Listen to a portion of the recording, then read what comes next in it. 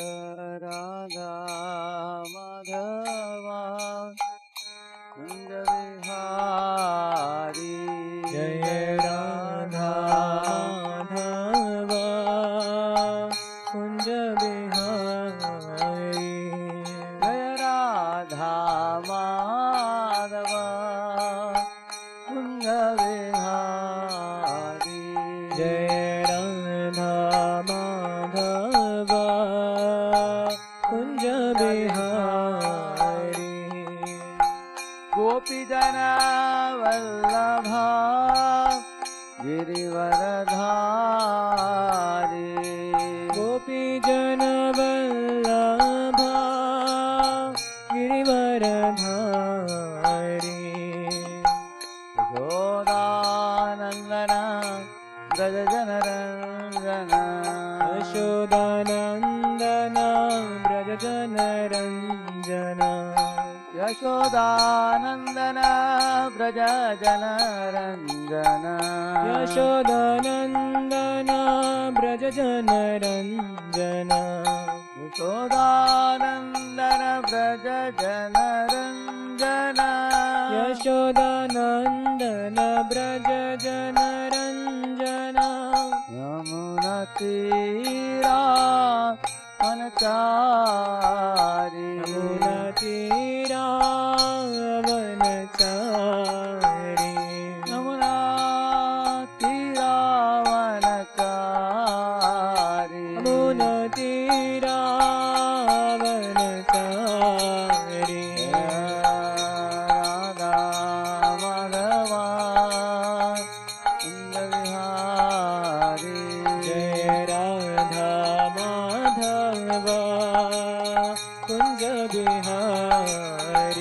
माधवा कुंज बिहारी जय राधा माधवा कुंज विहारी जय राधा माधवा कुंज बिहारी जय राधा माधवा कुंज विहारी जय राधा माधवा कुंज बिहारी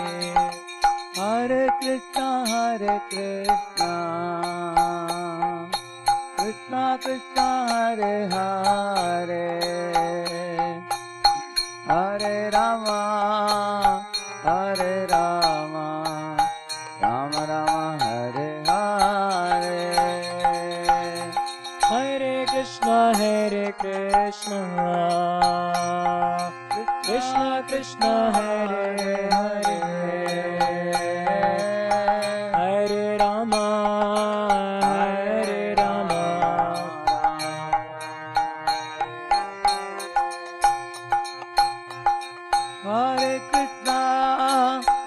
हरे Krishna Krishna Krishna Hare Hare Hare Rama Ram Ram Hare Hare Hare Krishna Krishna Krishna Hare Hare Hare Rama Ram Ram Hare Hare Hare Krishna Krishna Hare Hare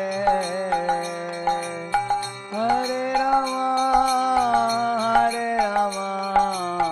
Ram Hare Hare Hare Krishna Krishna Krishna Hare Hare Hare Ram Ram Hare Hare Hare Krishna Krishna Hare Hare Hare Ram Ram Hare Hare Hare Krishna, Krishna Krishna, Hare Hare, Hare Rama, Rama Rama, Hare Hare. Hare Krishna, Krishna Krishna, Hare Hare, Hare Rama, Rama Rama, Hare Hare. Hare Krishna, Krishna Krishna, Hare Hare, Hare Ram, Ram Ram, Hare Hare. Hari Bol, Hari Bol, Hari Bol, Nitai Gaura Hari Bol, Hari Bol, Hari Bol, Hari Bol. कलियुग पावन हरे कृष्ण महामंत्र की श्रील प्रभुपाद की जय, श्रीमद् भगवद गीता की जय. ओम अज्ञान तिमिरन्धस्य ज्ञानाञ्जनशलाकया चक्षुः उन्मीलितं येन तस्मै श्रीगुरवे नमः. नमो ॐ विष्णुपादाय कृष्णप्रेष्ठाय भूतले श्रीमते भक्तिवेदान्त स्वामिनिति नामिने. नमस्ते सारस्वते देवे गौरवाणी प्रचारिणे निर्विशेषा शून्यवादी पाश्चात्यदेशतारिणे. वाञ्छाकल्पतरुभ्यश्च कृपासिन्धुभ्य एव च पतितानां पावनेभ्यो वैष्णवेभ्यो नमो नमः. जय श्री कृष्ण चैतन्य प्रभु नित्यानंद श्री अद्वैत गदाधर श्रीवासादि गौर भक्त वृंद. हरे कृष्ण कृष्ण कृष्ण हरे हरे, हरे राम राम राम हरे हरे. ओम नमो भगवते वासुदेवाय.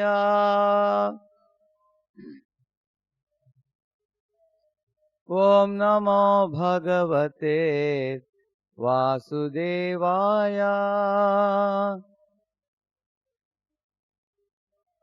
ओम नमो भगवते वासुदेवाय.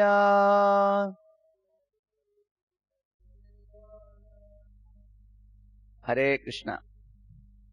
आइए आप सबको स्वागत करते हैं ये भगवत गीता के 4थे अध्याय के सत्र में.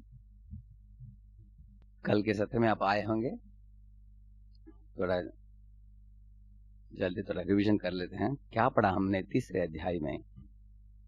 अर्जुन ने पहले तीसरे अध्याय के शुरुआत में एक प्रश्न पूछा था कि आपने तो आत्मा शरीर इसके वेद इत्यादि बताकर बाद में आपने कोई स्थित प्रज्ञ के बारे में बताया. आपने इस तरह मैं भी एक शांत स्थित प्रज्ञ बन जाऊं और इसके लिए मैं संन्यास ले लूं, ऐसे मुझे करना चाहिए. नहीं तो आपने कर्मयोग करने के लिए भी प्रेरित किया. क्या मुझे क्षत्रिय धर्म को अपनाकर युद्ध में लगना चाहिए, नहीं तो सब छोड़कर एक संत बन जाना चाहिए? इस तरह का प्रश्न उठा अर्जुन के मन में. तो कृष्ण को बोला कि आप अलग अलग चीज मत बताइए, एक ही चीज मुझे बताइए. तो भगवान की बात से ऐसे उनको लगा अर्जुन को, लेकिन भगवान एक ही विषय बता रहे हैं गीता में. आप किसी भी अध्याय पढ़ेंगे आप समझेंगे कि हम सब लोग इस दुनिया में एक क्षण के लिए भी कर्म के बिना नहीं रह सकते हैं. जैसे एक सिंह जो जंगल का राजा है, वो भी ऐसे बैठे रहेगा तो अपेक्षा करेगा कि एक हिरण मेरे मुंह में चला जाएगा. कभी नहीं होने वाला है. नहीं सिंह से सुप्तस्य प्रविशन्ति मुखे मृगा, ऐसे बोला है. हर एक इंसान को इस दुनिया में कर्म करना होता है. भगवान ने उनको समझाया कि तुम अपने स्वाभाविक प्रकृति जो है, जो क्षत्रिय है, उस धर्म को निभाओ अर्जुन, और उसके फल की अपेक्षा ना करते हुए मयि सर्वाणि कर्माणि संन्यस्य अध्यात्म चेतसा 3.30 उसमें बताते हैं भगवान। निराशी निर्ममो भूत्वा युध्यस्व विगत ज्वर। अर्जुन आलसी नहीं होना चाहिए किसी व्यक्ति को। साथ साथ एक रजोगुण के प्रभाव में आकर मैं मेरा तू तेरा इस तरह झगड़ा करके जमीन को प्राप्त करके भोगने की भी इच्छा नहीं करना चाहिए। लेकिन आपको इसलिए युद्ध करना चाहिए क्योंकि मैं भगवान कृष्ण मैं आपको बता रहा हूं कि मयि सर्वाणि कर्माणि, मेरे लिए इसको अर्पण करो, क्योंकि मैं धर्म युद्ध करके धर्म के स्थापन के लिए आया हूं। अगर उस इच्छा को मन में रखकर तुम युद्ध करोगे तुम्हारा चित्त शुद्ध हो जाएगा, तुम कर्म बंधन से ऊपर उठ जाओगे। यज्ञार्थात् कर्मणः अन्यत्र लोकोयम कर्म बंधन। यज्ञार्थात् कर्म तो भगवान की खुशी के लिए काम करना, मनमानी नहीं करना, आलसी मत हो जाना, भोग के लिए नहीं करना। इस तरह भगवान ने उनको समझाया। और हमने एक महत्वपूर्ण चीज के बारे में कल सुना था, जो कर्मकांडी लोग होते हैं उसके बाद कैसे वो कर्मकांड से सकाम कर्म योग में जुड़ते हैं, जिसमें भगवान को खुद अपने फल अर्पण करते हैं। उसमें सकाम कर्म योग में हेतु की इच्छा भी है, साथ साथ फल का भी कुछ अर्पण करते हैं। लेकिन सकाम कर्म योग में जो एक काम करता है उस काम से एक व्यक्ति आ सकता है। जैसे उदाहरण में दूंगा, आपको तुरंत समझ में आ जाएगा बात। अभी अर्जुन एक क्षत्रिय है, वो अपने काम को नकार रहा था, वो बोला कि मैं नहीं लड़ूंगा, क्योंकि उसके मन में लगा लड़ना नहीं चाहिए। और एक था व्यक्ति जो ध्रुव महाराज के जीवन में एक कथा आता है, उनके भाई को एक यक्ष ने मार दिया था। तब ध्रुव महाराज ने सारे यक्षों के वंश को ही मिटा देने के लिए योजना किया, और ऐसे बाणों से मारा, यक्ष सब पलायन करते हुए अपने अलकापुरी में चले गए।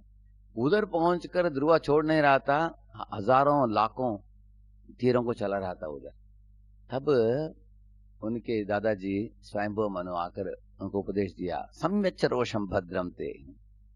हे ध्रुव, बहुत हो गया, एक यक्ष ने तुम्हारे भाई को मारा करके तुम सब सारे यक्षों को मिटा देना चाहते हो, आप वंश को ही, ये शोभा नहीं देता तुमको। तो उधर ध्रुव को बताया गया कि युद्ध मत करो। मैं मानता हूं कि आप क्षत्रिय हो, लेकिन ये क्षत्रिय धर्म नहीं है कि तुम सारे यक्षों को मिटा दो। और इसी तरह अर्जुन को बोला जा रहा है, तुम युद्ध को छोड़कर मत भागो। ये को बोला जा रहा है कि तुम युद्ध मत करो, ध्रुव को। अर्जुन को बोला जा रहा है कि तुम अब युद्ध करना चाहिए। इसलिए हमें हमारे वरिष्ठ इस तरह की मार्गदर्शन की जरूरत है। कब हमें युद्ध करना चाहिए, कब हमें युद्ध छोड़ना चाहिए। ध्रुव के लिए युद्ध करना ठीक नहीं था, अभी अर्जुन के लिए युद्ध ना करना ठीक नहीं था। ऐसे इसलिए भगवान ने बोला कि तुम अपने इच्छा अनुसार मत चलो, मेरे आदेश को मानकर उसके अनुसार युद्ध करो तो तुम्हारा चित्त शुद्ध होगा। तो इस तरह तुम ऊपर उठोगे। तो निष्काम कर्म योग करके जनक महाराज की उदाहरण दी, खुद की उदाहरण दी भगवान ने। और इस तरह उन्होंने बोला कि तुम भी इसी पथ को पकड़कर चलो अर्जुन। इस तरह है। तो एक उदाहरण, आदर्श उदाहरण जनक महाराज का और खुद का भगवान ने सब बताया। तो अंत में अर्जुन ने पूछा भगवान को, ठीक है आपने सभी बता दिया, फिर भी इंसान के अंदर मनमानी करने की आदत होता है, गलत पथ में चलने की आदत होता है। तो ऐसा लगता है कि कोई हमारे गला पकड़कर हमको धक्का मुक्का देकर हमको आगे गलत पथ में लगा रहा हो। जैसे आप बोल रहे हैं बार बार युद्ध करो, मैं बोल रहा हूं नहीं करूंगा। इस तरह हमारे अंदर क्या है वो वेग जो हमको इस तरह धक्का दे रहा है। तो भगवान ने बोला, काम येष क्रोध येष रजोगुण समुद्भवा महाशनो महापापमा विद्येन मिह वैरिणम। देखो अर्जुन, ये बड़ा दुश्मन है हमारे लिए। अनेक बार गलत आदतों में मन फंस जाता है, आसक्त हो जाता है, उसको छोड़ने के लिए तैयार नहीं है।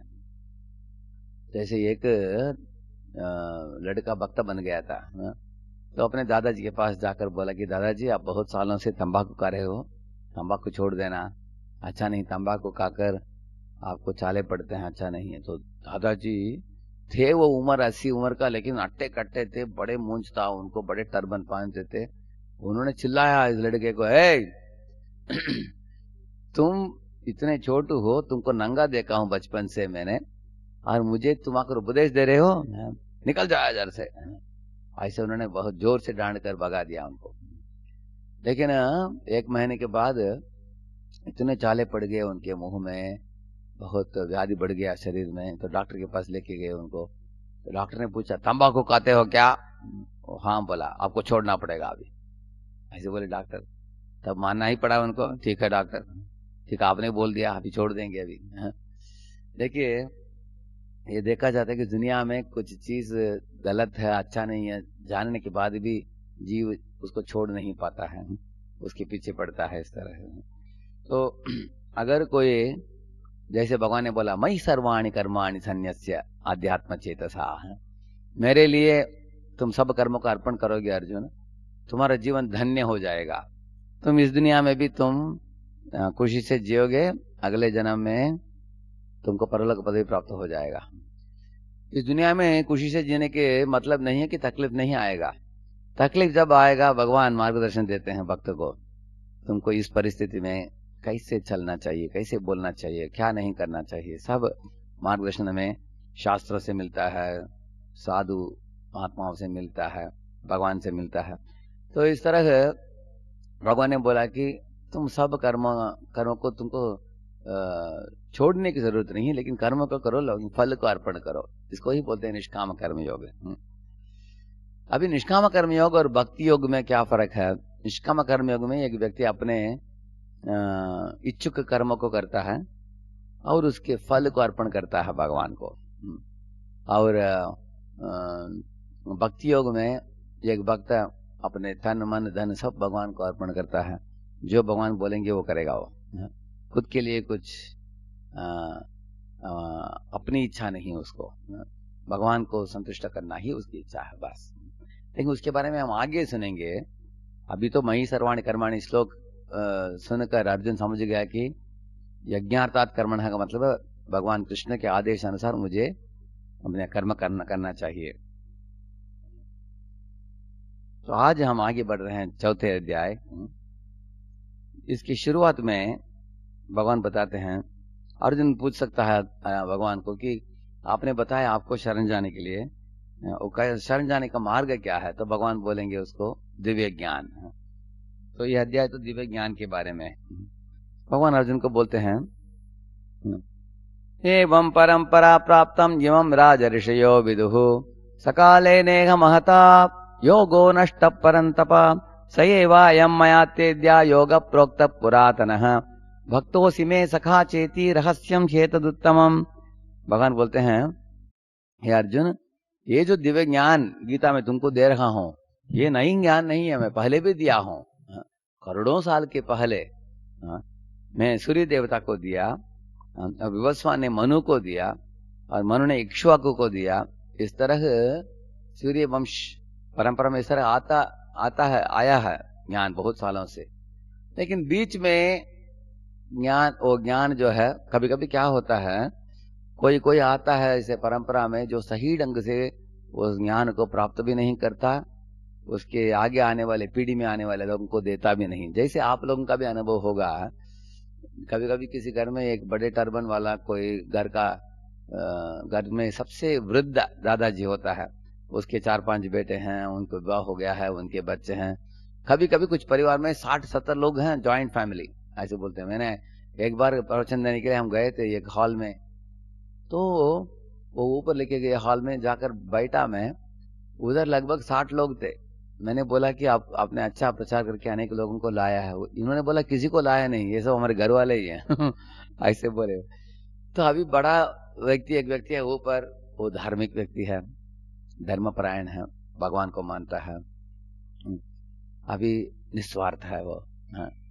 तो सबकी भलाई के लिए काम करता है, सब लोग उसको विश्वास रखते हैं उसके ऊपर। हाँ।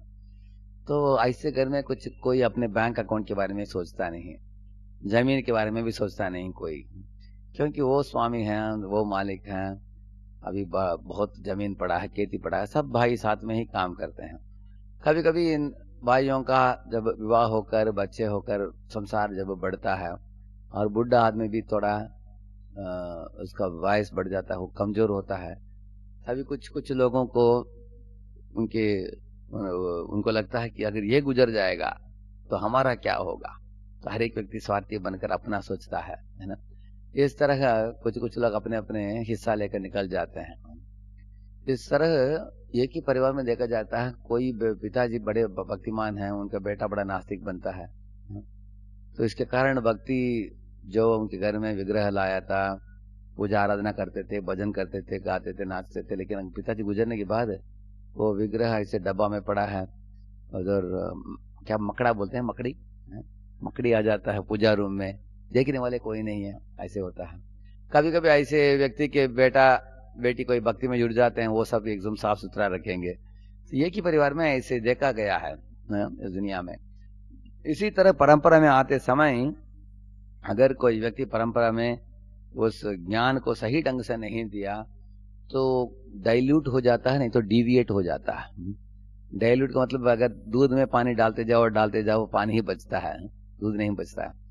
नहीं तो डिविएट हो जाओ का मतलब क्या है, आप सही ज्ञान को देने के बदले कुछ और ही दे देता है। जैसे एक कोंका वेंका नाम का एक राजा था, तो वो देखा कि ऋषभदेव ऐसे एक अवधूत थे, वो इस दुनिया में अवतरित हुए और जैसे दिगंबर होकर वो चलते थे फिरते थे, इस तरह थे। तो उनको देखकर ये नकल करने लगा है। तो उससे एक धर्म चालू हुआ, उसके बाद अलग ही धर्म चालू हो गया। कुछ लोग इस तरह अपना खुद का ही चालू कर देते हैं, कुछ लोग अपने आप को घोषणा भी कर देते हैं, मैं भगवान हूँ। एक मनुष्य भी अपने आप को घोषणा करता है, मैं भगवान हूँ। आजकल देखा जाता है भारत में ऐसे। तो एक साधारण मनुष्य भगवान कैसे बन सकता है? इसलिए ये महत्वपूर्ण चीज है, हम गीता पढ़कर अनेक चीज हम समझेंगे। भगवान ने बोला, इसलिए मैं वापस तुमको पुनः एक ज्ञान दे रहा हूं अर्जुन। अभी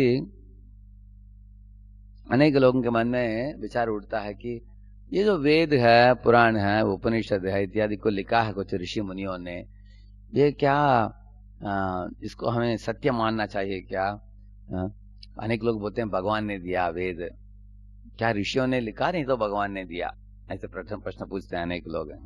गीता के अंदर ही एक श्लोक है, कर्म ब्रह्मोद्भवम विद्धि ब्रह्माक्षर समुद्भवम। इस श्लोक में बताया गया कि ब्रह्माक्षर समुद्भवम, भगवान से ही वेद उदय होते हैं। कब? आदि काल में जब इस दुनिया का सृष्टि हुआ, उस समय भगवान विष्णु ने ब्रह्मा जी को ज्ञान दिया पहले। अब ब्रह्मा जी ने नारद को दिया, नारद ने व्यास को दिया, और व्यास अपने शिष्यों को दिया। ऐसे एक परंपरा का पीढ़ी है आया है ऐसे। इस तरह एक व्यक्ति दूसरे को बोलता था, वो इसको बोलता था। जैसे अगर इधर लाइट जल रहा है, अभी मुझे मालूम है कि इसका कनेक्शन है इलेक्ट्रिसिटी बोर्ड से। कैसे मालूम? चमक रहा है लाइट, रोशनी इधर, क्योंकि इसका बिजली आता है वो इलेक्ट्रिक पोल से, उसका पहले पोल, दूसरा पोल, तीसरा पोल, ऐसे जाएंगे तो इलेक्ट्रिसिटी बोर्ड से आ जाएगा ऐसे पावर, है कि नहीं? इसी तरह परंपरा में अगर ज्ञान आ रहा है तो जो गुरु जी है सिखा रहा है, पहले देखना चाहिए कि वो जो भी बोल रहा है अपने जीवन में लागू कर रहा है कि नहीं। तो सही ढंग से परंपरागत ज्ञान को सिखाना चाहिए और उसको लागू भी करना चाहिए अपने जीवन में। लागू करके साक्षात्कारी पुरुष बनेगा, वो खुद के लिए भी आनंद, पर जीवों के कल्याण भी कर सकता है ऐसे। तो वेदों के ऊपर अटूट विश्वास होना बहुत आवश्यक है।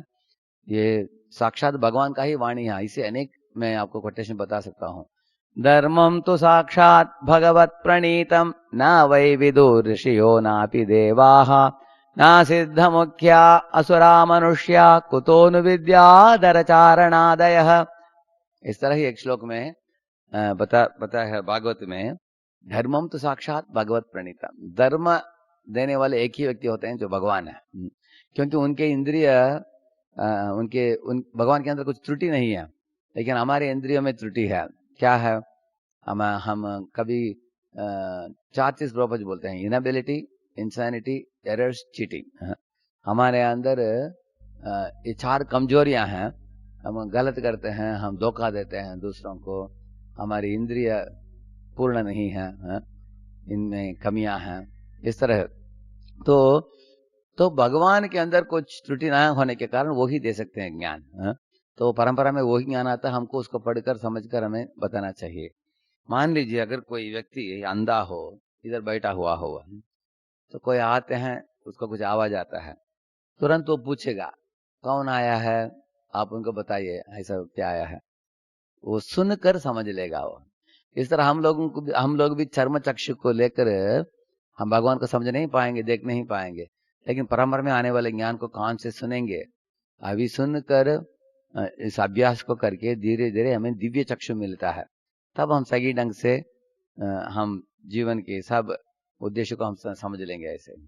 इसलिए परंपरा में वैदिक ज्ञान आया हुआ है, और करोड़ों साल के पहले जो चीज बताया गया शास्त्र में, इधर मैंने उदाहरण दिया हूं, तो भागवत में बताया है कि बच्चे का जन्म कैसे होता है, पहला महीना, दूसरा महीना, तीसरा महीना, कैसे कैसे डेवलप होता है, वो जो बताया है आधुनिक वैज्ञानिकों ने देखा कि सही बताया शास्त्र में ऐसे।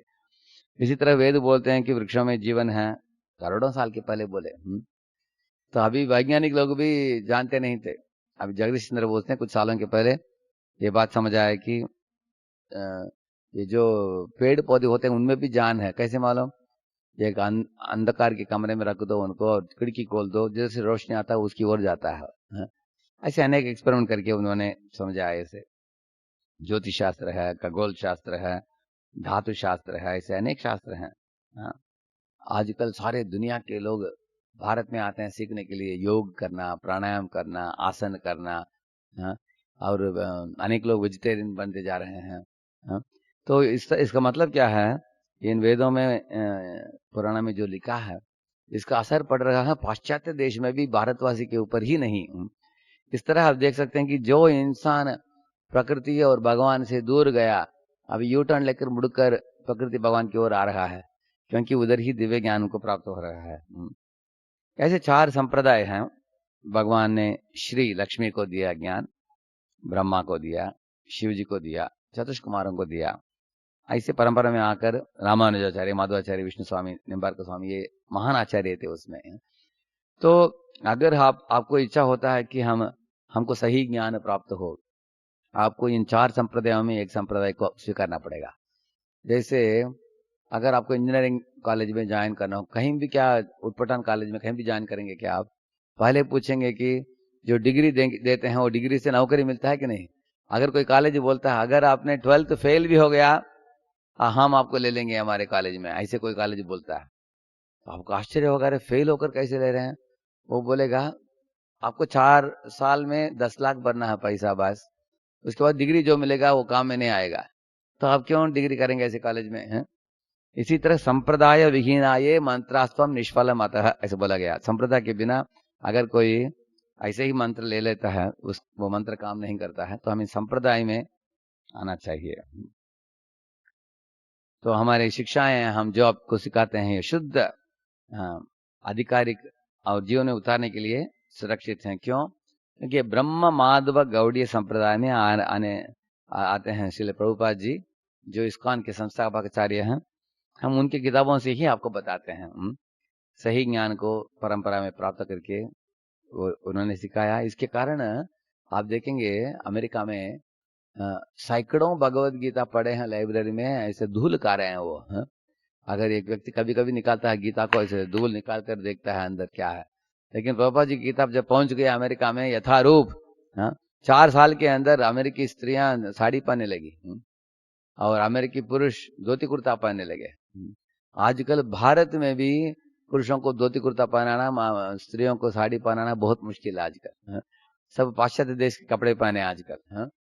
लेकिन प्रभुपाद जी ने ऐसे परिवर्तन लाया, वो लोग तिलक पहने, कंठीमाला पहने, जपमाला लेकर सड़कों में नाचने लगे कीर्तन करते हुए। इसलिए प्रभुपाद जी ने बोला कि मैं जो दे रहा हूँ ज्ञान, इस सूर्य के बराबर चमक रहा है, क्योंकि मेरा नहीं है, भगवान ने जो परंपरा में दिया वो दे रहा हूं। यही भगवान बोल रहे हैं कि दिव्य ज्ञान परंपरा में जो आता है उसको प्राप्त करने के लिए योग्यता क्या है, भगवान बताते हैं। भक्तोऽसि में सखा चेति रहस्यम ह्येतदुत्तमम्। अर्जुन, तुम मेरे भक्त हो, तुम मेरे सखा हो, इसलिए ये रहस्य बता रहा हूं। इधर से ही मैंने शब्द निकाला गीता रहस्यम। अभी रहस्य क्या है गीता में? ये तो गीता तो खुला पड़ा है, कोई भी उठाकर पढ़ सकता है, इसमें रहस्य क्या है पूछेंगे। देखिए, अगर कोई ज्ञानी योगी कर्मी अपने अपने हेतुओं को लेकर आएंगे गीता पढ़ने के लिए, उनको समझ में नहीं आएगा। कर्मी लोग इस दुनिया को भोगना चाहते हैं, ज्ञानी लोग इस दुनिया को त्याग कर उधर ब्रह्म में लीन होकर शांति पाना चाहते हैं, योगी लोग सिद्धियों को हासिल करना चाहते हैं। इन तीनों में कोई भी भगवान से जुड़कर उनकी सेवा नहीं देना चाहता है। तो इसके कारण, भोग के कारण इनमें से ये लोग पढ़ते हैं गीता, सही निष्कर्ष पर आ नहीं पहुंच पाएंगे। एक बार एक राजा सोचा कि मेरे प्रजा की स्थिति क्या है, मैं देखने के लिए जाऊंगा। तो हजारों लोग उनके साथ गए रथ में। जाते जाते अपने अंगूठी निकाल कर ऐसे फेंक दिया सड़क में, लोगों के बीच में फेंक दिया। किसी ने उठाया, देखा कि इतना बड़ा मोटा अंगूठी है, उसमें एक इनिशियल भी था राजा का। तो वो सोना का इतना महंगा था, लगा कि वो 20-30 लाख होगा। तो मुड़कर देखा, इधर कोई देख रहे हैं क्या? कोई नहीं देख रहे हैं। अपने पॉकेट में डालकर वो भाग रहा था। राजा ने मंत्री को बोला, पकड़ो उसको, लेके आओ इधर। तो पकड़ के लेके आए उसको। तो उससे राजा ने ले लिया अंगूठी, बोला इसको जेल में डालो उसको। उसके बाद कुछ दूर बाद ऐसे फेंका उस दिशा में। तो और एक व्यक्ति उसको उठाया, देखा कि अरे इतना महंगा और एकदम भारी है ये अंगूठी, लेकिन ये मेरा नहीं है। तो नीचे छोड़ दिया। बोला कि हम तो उसको छुएंगे भी नहीं, जो हमारा नहीं है उसको छूना नहीं चाहिए, ऐसे छोड़ दिया उसने। तो राजा हंस रहा था, बोला मंत्री को, अरे मूर्ख, देखो छोड़ दिया उसको, उसको उठाओ दे दो मेरे पास। तो ले लिया। और कुछ दूर जाने के बाद राजा ने दूसरी दिशा में फेंका उसी अंगूठी को। अभी एक व्यक्ति ने उठाया, देखा कि राजा का नाम का इनिशियल था उसमें, जैसा कि प्रधानमंत्री का नरेंद्र मोदी नाम है एन, वो इनिशियल होता है ना, ऐसे बड़ा इनिशियल था और बहुत मोटा अंगूठी था, महंगा।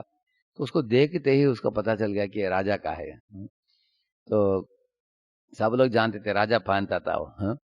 तो सीधा आप पहुंचा राजा के पास, बीड़ को हटाकर राजा को दिया। राजा, आपका अंगूठी नीचे पड़ा है। मैंने देखा, ले लीजिए। तो राजा अंगूठी लेते लेते उसके हाथ को पकड़कर उसको अपने रथ में खींच लिया। बोला कि देखो मेरे रथ में मंत्री लोग बैठे हैं, तुमको भी एक मंत्री बना लूंगा मैं अभी, क्योंकि तुम विश्वसनीय व्यक्ति हो। मेरे अंगूठी को मेरे पास दे दिया तुमने, इसलिए मेरे पास रखूंगा। तो अभी आप ही बोलिए, 3 लोगों में से श्रेष्ठ कौन है? पहला वाला, दूसरा वाला, तीसरा वाला। पहले वाला को बोलते हैं भोगी बोलते हैं, दूसरे वाला को बोलते हैं त्यागी बोलते हैं। अभी तीसरे वाला जो है वो भक्त है। क्यों भक्त है? भक्त क्या करता है, जिस सामान जिस व्यक्ति का होता है उसके पास दे देता है। इसी तरह सारे ब्रह्मांड भगवान बताते हैं कि सर्वलोक महेश्वरम, मैं सारी दुनिया के मैं मालिक हूं। तो इसे सब चीजों को लेकर भगवान की सेवा में ही लगाता है वो। अगर घर बनाता है, भगवान के लिए एक आल्टर बनाना, क्योंकि भगवान ही बड़े स्वामी है इस घर के। हम उनकी जमीन में तोड़ा लिया है अपने लिए। इस तरह भोजन हम खाते हैं, भगवान को भोग चढ़ा कर ही खाएगा वो ऐसे। इस तरह आप समझ गए, कर्मी लोग भोगी हैं, ज्ञानी लोग त्यागी हैं। और भक्त जो होते हैं इस दुनिया में भोग भी नहीं करते, त्याग भी नहीं करते, लेकिन सब चीजों को लेकर भगवान की सेवा में लगाते हैं ऐसे। तो इस तरह से अर्जुन को भगवान ने बोला, अर्जुन तुम मेरे भक्त हो, सखा हो, तुम इसके कारण योग्य बन गए हो ये गीता का श्रवण करने के लिए। नहीं तो ज्ञानी योगी कर्मी लोग अपने स्वार्थ इच्छाओं को लेकर गीता को समझने के लिए आएंगे। किस तरह से समझेंगे? जैसे एक बोतल में अगर महामधु हो, उसको बाहर से चाटने से कुछ प्राप्त होता नहीं है, उसको खोल कर जब पियेंगे तब आनंद आता है। इस तरह के रहस्य सिर्फ उन व्यक्तियों को समझ में आता है जो भगवान के भक्त हैं। इसलिए अर्जुन के पद चिन्हों पर हमें चलना चाहिए अगर गीता समझना हो तो। देखिए, दुर्योधन और अर्जुन दोनों जब भगवान के पास गए, दुर्योधन ने भौतिक दृष्टिकोण से कैलकुलेशन किया और अर्जुन ने समझ गया कि भगवान ही हमारे लिए सब कुछ है। तो आप देखते हैं कि मेटलिस्ट स्पिरिचुअलिस्ट, ये दो नाम से हम पुकारते हैं लोगों को। मेटलिस्ट है, वो बोलेगा खाओ पियो मजा करो इस दुनिया में। अगर मंदिर भी जाना हो, ठीक है, मंदिर जाकर मांग लो भगवान से जो चाहिए, लेकर मजा करो। लेकिन स्पिरिचुअलिस्ट का मतलब है भगवान की इच्छा के लिए वो काम करता है, भगवान की खुशी के लिए। अब पढ़िए अभी अर्जुन का प्रश्न। नास्तिक लोग कृष्ण को सर्वसाधारण व्यक्ति समझते हैं और विश्वास नहीं करते कि कृष्ण ने यह ज्ञान सूर्यदेव को बताया। इसलिए अर्जुन कृष्ण से अपेक्षा कर रहे थे कि वह अपने बारे में स्वयं बताएं। तब कृष्ण उत्तर देते हैं, अपरम भवतो जन्म परम जन्म विवस्वतः कथमेतद् विजानीयाम त्वमादौ प्रोक्तवानिति। ऐसे एक प्रश्न पूछा उन्होंने, अभी ये पढ़ लीजिए। इस परम ग्रंथ के अनेक संस्करण उपलब्ध हैं। इनमें से कुछ में असुरों के द्वारा और कुछ में भक्तों के द्वारा टीकाएं हैं। जो टीकाएं भक्तों द्वारा की गई हैं वे वास्तविक हैं, किंतु जो असुरों द्वारा की गई हैं वे व्यर्थ हैं। अर्जुन श्री कृष्ण को भगवान के रूप में मानते हैं, अतः जो गीता भाष्य से अर्जुन के पद चिन्हों का अनुसरण करते हुए किया गया है वह इस परम विद्या के पक्ष में वास्तविक सेवा है। किंतु असुर श्री कृष्ण को भगवान के रूप में नहीं मानते। वे कृष्ण के विषय में तरह तरह की मनगढ़ंत बातें करते हैं और वे कृष्ण के उपदेश से सामान्य जनता को गुमराह करते रहते हैं। ऐसे कुमार्गों से बचने के लिए यह एक चेतावनी है। हाँ, एक बार प्रभुपाद जी को बुलाया गया था गीता समिति ऐसे एक संस्था में, तो गए थे उधर, स्टेज में देखा सिर्फ एक दिया जलाया गया था बस। प्रभुपाद ने पूछा कि कुछ कृष्ण का फोटो नहीं क्या, कृष्ण और अर्जुन का? वो लोग बोले नहीं। तो प्रभुपाद बोले कि देखो कुछ पॉलिटिकल मीटिंग में भी गांधी, नेहरू, पटेल, वल्लभ भाई पटेल, ऐसे कुछ लोगों का फोटो लगता है, ऐसी मीटिंग में भी रखते हैं लोग। आप लोग बोल रहे हैं आपका नाम है गीता समिति, तो आपको गीता समिति मतलब गीता किसने बोला? कृष्ण ने बोला है। किसने सुना? अर्जुन ने सुना, उनका फोटो रखना चाहिए है? तो वो लोग बोल रहे थे नहीं नहीं हम निराकार को मानते हैं। तो प्रभु ने पूछा निराकार भगवान किधर बोल रहे हैं कि निराकार की उपासना करो? किधर बोल रहे हैं भगवान? भगवान बोलते हैं मन मना भव मत भक्त हो, अर्जुन मेरा भक्त बनो, मेरी पूजा करो, मेरे नमस्कार करो। ऐसे भगवान अर्जुन को बोलते हैं। आप लोग अपने मनगढ़ंत बात क्यों निकालते हो? तो इस तरह प्रभुपाद सारे भारत में भी, पाश्चात्य देश में भी ये बात को स्पष्ट कर दिया कि हमें कृष्ण की शब्दों को तोड़ मोड़ कर खुद की मत नहीं बताना चाहिए। ऐसे बताने वाले लोग भक्त नहीं है।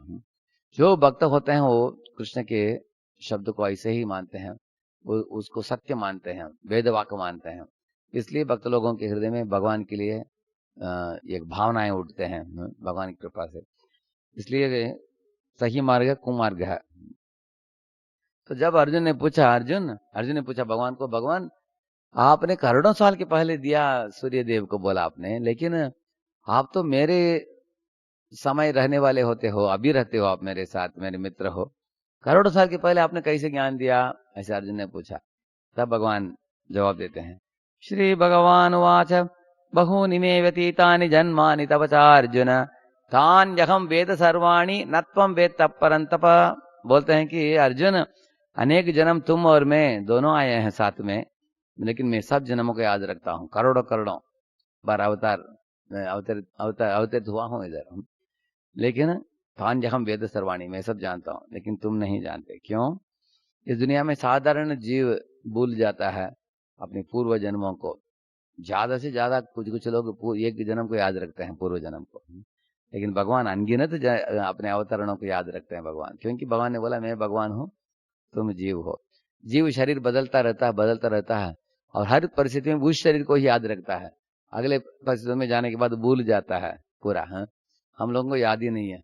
अभी भी आप सोचिए आपके बचपन में 5 वयस में आप क्या क्या करते थे, आपको याद नहीं रहेगा। आपको बहुत कम याद रहेगा आपको।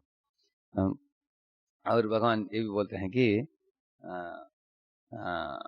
कोई बोल सकते हैं कि मैं भी भगवान हूं, ऐसे अनेक लोग बोलते हैं। भगवान ने बोला अजोऽपि सन् अव्ययात्मा भूतानां ईश्वरोऽपि सन् प्रकृतिं स्वामधिष्ठाय संभवामि आत्ममायया। 2 महत्वपूर्ण चीज बोलते हैं इधर भगवान।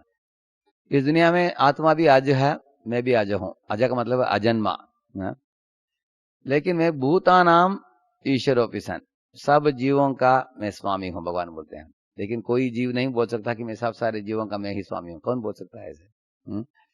दूसरा बोलने भगवान आत्मा माया, मैं अपने स्वेच्छा से इस ब्रह्मांड के अंदर अवतरित होता हूं, स्वेच्छा से इस ब्रह्मांड को छोड़कर अपने धाम लौट जाएगा और मेरे ऊपर कुछ पाबंदी नहीं है।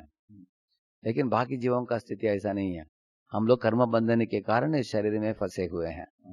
आप में से किसी ने अपने माँ बाप को चुना क्या? आपने, आपको एक परिवार में डाला गया है ना, हम लोग जानते हैं ना ऐसे हैं। इस तरह हम में से किसी ने क्या फेस कट किया? आपने खुद एक चाकू लेकर काटा है क्या? Face cut? हमको एक फेस कट दिया गया है, भगवान ने दिया है। तो हम लोगों को कर्म बंधन के अनुसार प्राप्त होता है। पुण्य कर्म किया तो खूबसूरत शरीर, अच्छा पढ़े लिखे होते हैं, धन दौलत अच्छा होता है, तंदुरुस्त होता है शरीर, सुखी जीवन जीते हैं। अगर किसी ने पाप किया हो उसको कुरूप शरीर होता है, वो अंगूठा छाप होता है, पैसा नहीं रहता है घर में, खाने पीने के लिए कभी कभी 2-3 दिन में एक बार खाना मिलता है, इसे व्याधिग्रस्त शरीर होता है। तो पुण्य पाप के अनुसार हम लोगों को कुछ परिस्थिति में डाला जाता है, लेकिन भगवान का ऐसा नहीं है। भगवान स्वेच्छा से आते हैं। जैसे अगर प्रेसिडेंट प्राइम मिनिस्टर किसी पुणे के यरवाड़ा जेल में आते हो तो पुलिस उनको खोल कर अंदर ले लाएगा, उनको दिखाकर वापस लौट जाएंगे। वो लोग स्वेच्छा से आते हैं। ऐसा नहीं कि वो भी चोर है उनको पकड़ कर अंदर डाला, ऐसा नहीं है। तो इसलिए ये अपराध है अगर कोई सोचता है कि कृष्ण भी मेरे जैसे इस दुनिया में बद्ध अवस्था में आए हैं, जो सोचता है बड़ा अपराध है ये भी। कृष्ण को हम जैसे सोचना नहीं चाहिए, हमको कृष्ण जैसे नहीं सोचना चाहिए। दोनों गलती है, दोनों अपराध है। इसलिए भगवान बोलते हैं कि मैं स्वेच्छा से आता हूँ इस दुनिया में और मैं सब जीवों का मैं ईश्वर हूँ और मैं सब याद है मुझे जो भी हुआ है। इस तरह भगवान अपने जन्म की दिव्यता इधर बताते हैं। देखिए ये असली संगमरमर है, ये नकली है। काट सकते हैं इस तरह है। ये असली पैसा है, नकली मुद्रा है। असली आम है, नकली आम है। आध्यात्मिक सौंदर्य है, भौतिक सौंदर्य है। इस तरह आप देखेंगे इस दुनिया की सुंदरता सिर्फ 1 मिलीमीटर है। लेकिन भगवान के शरीर सच्चिदानंद स्वरूप है। इसका मतलब क्या है? भगवान हम जैसे एक शरीर छोड़कर दूसरा शरीर धारण करने की पाबंदी भगवान के लिए नहीं, क्योंकि उनके शरीर ही आत्मा और शरीर में फर्क नहीं है भगवान को। जैसे एक पिट्टी साकर को लेकर एक बिल्ली बनाई है, उस बिल्ली को कहीं भी काटेंगे और मुंह में डालेंगे, वो आप देखेंगे वो उसमें मिठासी होगा वो, क्योंकि पिट्टी साकर से ही आपने बनाया है। ऐसे कुछ पुतला बनाया आपने पिट्टी साकर से, कहीं भी ऐसे ही भगवान का पूरे शरीर सच्चिदानंद स्वरूप से बनाया गया है। आप पढ़ेंगे दशम स्कंद में एक बार जरासंध नाम का एक मगध का राजा युद्ध करने के लिए आ गया था भगवान के पास मथुरा में। वो ऐसे 21 अक्षौणियों को लेकर आया था। वो तब भगवान को एक संदेश आया था कि आपको पुकार आया है द्वारका में, रुक्मिणी जी ने आपके लिए एक खत भेजा है उनके विवाह के संबंध में। तो भगवान ने सोचा ये तो बहुत खास बात है, जाना है हमको। तो भगवान ने युद्ध भूमि रणभूमि छोड़कर निकल गए उधर से। लेकिन जरासंध छोड़ा नहीं, एक रथ में सवार होकर पीछे पड़ रहा था। तो भगवान कृष्ण और बलराम दोनों भागने लगे, इसलिए उनका नाम पड़ा रणछोड़ राय। और चेलतुर बहुयोजनम, बहुत दूर भागने के बाद क्या क्या एक बड़ा पहाड़ था, एक प्रवर्शन नाम का। तुंगमारुहताम गिरिम, बोलते हैं कि तुरंत दोनों भाई चढ़ गए ऊपर, 90 मील का ऊंचा था वो, ऊपर चढ़ गए। और ये मगध का राजा जो जरासंध ने देखे कि ये लोग अंदर घुस गए, इतने पेड़ पौधे हैं, कैसे हम उनको ढूंढेंगे, कैसे पकड़ेंगे। बुलाया सब सैनिकों को, बोला कि पूरा राखेल डालकर पूरा आग जला दो, पूरा पहाड़ ही जल जाएगा, अंदर ही अंदर मर जाएंगे दोनों भाई। ऐसे बोलकर आग जलाया ऐसे। उस समय कृष्ण बलराम 90 मील ऊंचाई से दोनों कूद पड़े। निपेततु भुवि ऐसे बताया गया। निपेततु का मतलब नीचे गिर पड़ा। जब ऐसे ऊपर से नीचे कूद पड़े उसके बाद क्या हुआ? ऐसे कूद कर निकल गए और द्वारका पहुंच गए, बस ऐसे बताया है। क्योंकि उनको हड्डी, किसी साधारण मनुष्य होता तो हड्डी पसली हो जाता था उसके, हड्डी को गिन भी नहीं पाएंगे आप उतने दूर से। तो ये भगवान है, भगवान के शरीर चिन्मय शरीर है, सच्चिदानंद स्वरूप है। उसमें मलमूत्र मांस हड्डी इत्यादि से बनाया हुआ नहीं है, वो एक आध्यात्मिक पदार्थ है, ये बताया जा रहा है। तो भगवान बता रहे हैं इधर, यदा यदा हि धर्मस्य ग्लानिर्भवति भारत अभ्युत्थानमधर्मस्य तदात्मानं सृजाम्यहम्। हे भगवान, आप कब आते हो इस दुनिया में? जब धर्म से ग्लानि हो जाता है। उसका मतलब है लोग भगवान को बोलकर, आत्मा को बोलकर ऐसे भोग विलास में लग जाते हैं, जानवर जैसे। तब मैं आता हूँ इस दुनिया में लोगों को जगाने के लिए, धर्म को पुनर्स्थापन करने के लिए। और साथ साथ जब आप आते हो भगवान, आप क्या करते हो आकर? परित्राणाय साधूनां विनाशाय च दुष्कृतां धर्म संस्थापनार्थाय संभवामि युगे युगे। ऐसे बोलते हैं, मैं मेरे भक्तों को बचाता हूँ, असुरों को वध करता हूँ, धर्म का स्थापन करता हूँ। पढ़िए, वही बताया है इधर। पढ़िए। क्योंकि कृष्ण विलक्षण लीला प्रदर्शित करते हैं जिनका किसी अन्य के द्वारा अनुकरण नहीं किया जा सकता। जैसे भगवान 16,000 राजकुमारियां, इनको एक कारागर में रखा था एक वृकासुर ने। तो भगवान ने उस वृकासुर, भौमासुर, उनको मार कर दरवाजा को, खिड़की दरवाजा खोल दिया। बोला सब राजकुमारियों को, सब लोग निकल चलो अपने अपने माता पिता के पास, विवाह करके सब सेटल हो जाओ। लेकिन राजकुमारियां कोई उधर से निकलने के लिए तैयार नहीं थी, ऐसे ही सर झुक कर खड़ी थी। भगवान ने पूछा क्या बात है? वो बोली कि देखिए, अभी हमको पकड़कर ये राक्षस, ये भौमासुर ने इधर लाया है, उनका स्पर्श होने के कारण हम दूषित हो गए हैं। अभी हमारे से कौन विवाह करेगा पता नहीं, माता पिता क्या स्वीकारेंगे हमें मालूम नहीं। इस तरह we have become rejected lot. हम पतित हो गए हैं, पददलित हो गए हैं, तो हमको मुड़कर देखने वाला कोई नहीं है इस दुनिया में। तो भगवान ने पूछा ठीक है, आपकी क्या योजना है, आपकी इच्छा क्या है? वो बोली क्योंकि आपने हमको बचाया इस कारागर से, तो आप ही विवाह कर लीजिए हमसे। भगवान ने बोला ऑल राइट, बोल दिया भगवान ने, नो प्रॉब्लम। सबके साथ विवाह कर लिया, अपने आप को विस्तरित किया भगवान ने 16,108 रानियों के रूप में। 16,108 रूपों में। तो सब एक एक रानी के साथ भगवान विवाह करके सबको भेज दिया उधर द्वारका में, एक एक पालकी में। उनको साड़ी दिया, उनको आभूषण दिया, एक एक महल दिया, एक एक रानी के साथ भगवान रहे। तो इस तरह की लीला जो है, विलक्षण लीला, कोई नकल नहीं कर सकता है। एक नवाब था भारत में उस जमाने में, उसने 160 रानियों से विवाह की, लेकिन बोल दिया पहले से उनको, देखो साल में 2 दिन आऊंगा तुमको मिलने के लिए, नहीं तो हर दिन नहीं आ पाऊंगा। तो ये मनुष्य का सीमा है, भगवान के लिए कुछ सीमा नहीं है। साथ साथ भगवान उधर जब द्वारका में रहते हैं, रानियों की सुंदर आंखें, लंबे बाल, खूबसूरती इत्यादि से आकर्षित नहीं हुए, लेकिन उनकी सेवा भाव से आकर्षित हुए। तो ये भगवान की विलक्षण लीला है। वो किसी से आकर्षित नहीं होते हैं, लेकिन किसी के अंदर सेवा भाव हो, वो शबरी जैसे बूढ़ी भी क्यों न हो, भगवान आकर्षित होते हैं। अगर कोई तरुणी स्त्री एकदम खूबसूरत हो, लेकिन उसके अंदर भोग करने की प्रवृत्ति हो, भगवान उससे आकर्षित नहीं होंगे उससे। इस तरह बताते हैं। अभी अर्जुन को भगवान बता रहे हैं कि अर्जुन, मेरे जन्म और कर्म के बारे में जो व्यक्ति समझ गए हैं, उसको पुनर्जन्म नहीं है। जन्म कर्म च मे दिव्यम एवं यो वेत्ति तत्त्वतः त्यक्त्वा देहं पुनर्जन्म नयति मामेति सोऽर्जुन। 2 चीज बताते हैं भगवान, जन्म और कर्म। जैसे इधर जन्म हो रहा है भगवान की, देखिए उन्होंने विष्णु का रूप दिखाया, चतुर्भुज रूप, एक नन्हे मुन्ने बालक का भी रूप दिखाया। अद्भुत बात क्या थी? तम अद्भुतम बालकमं भुजे क्षणम, ऐसे एक श्लोक आता है 10वें स्कंद में।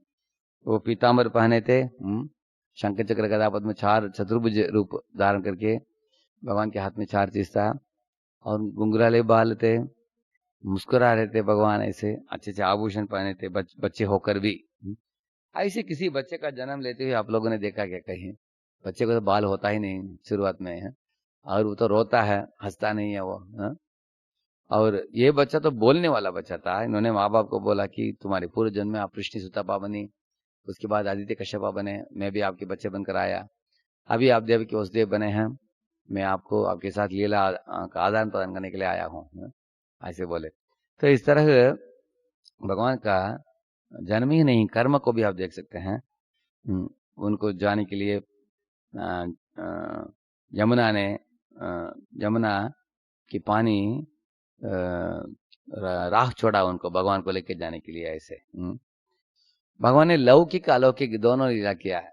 जैसे यशोदा माँ को भगवान ने दिखाया, मुख के अंदर सारे ब्रह्मांड को दिखा दिया, और अर्जुन को सारे विश्वरूप दर्शन को दिखा दिया। ऐसे बाहर विश्वरूप दर्शन, अंदर सारे ब्रह्मांड, ऐसे दोनों भक्तों को दिखा दिया भगवान ने। तो इस तरह उनके विलक्षण कार्य जो है कोई नकल नहीं कर सकता। हम सिर्फ हाथ जोड़कर हम सारे झुक सकते हैं उनके सामने। तो भगवान ऐसा नहीं कि बोल रहे हैं कि मैं भगवान हूं, लेकिन उन्होंने निरूपण भी किया है उसका, उस बात का।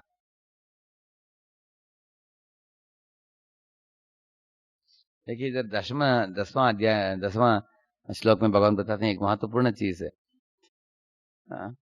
जो अगर कोई कृष्ण के जन्म कर्म को सही ढंग से अगर कोई जानता है, पहला वो जानेगा कि मेरे शरीर जैसे कृष्ण का शरीर नहीं है।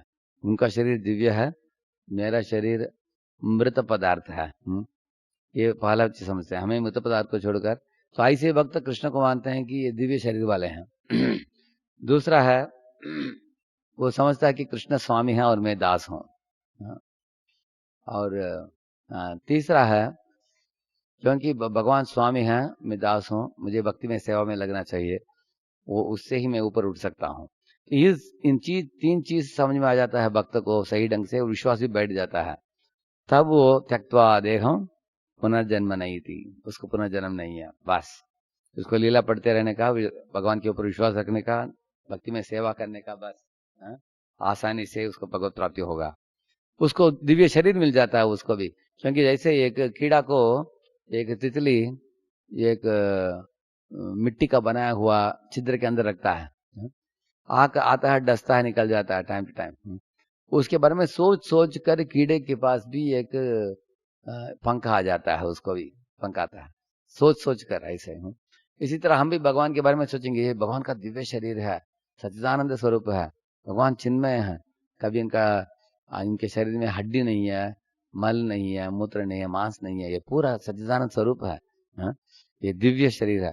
उनके दिव्य शरीर के ऊपर ध्यान देते रहेगा कोई व्यक्ति, लीलाओं में रमेगा, तो उसके मृत्यु के बाद उसको भी दिव्य शरीर प्राप्त हो जाता है भगवत धाम में, जिधर भगवान को अपने आंखों के समक्ष देखेगा, उनके साथ सेवा में जुड़ेगा। ऐसे लेकिन जो लोग सोचते हैं कि नहीं नहीं भगवान का शरीर मांस से बना हुआ है, वो लोग बार बार जन्म लेते रहेंगे, काटते रहेंगे। ऐसे इसमें 3 श्रेणी के लोग हैं।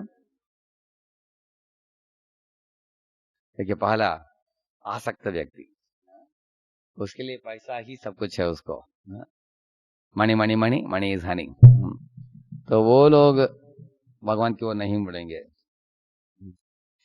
और कुछ लोग बोलते हैं कि अरे मृत्यु के बाद भी हमको वैकुंठ लौटना है, उधर भी एक शरीर मिलेगा हमको, वैकुंठ में शरीर मिलेगा, उधर भी हमें सेवा करना है। तो ये डरता है, बोलता है कि हमें कुछ शरीर नहीं चाहिए, हम इतने तंग आ गए हैं, हमारे घर में इतना झगड़ा होता है, ऑफिस में भी झगड़ा, घर में भी झगड़ा, कोई समझता नहीं हमको।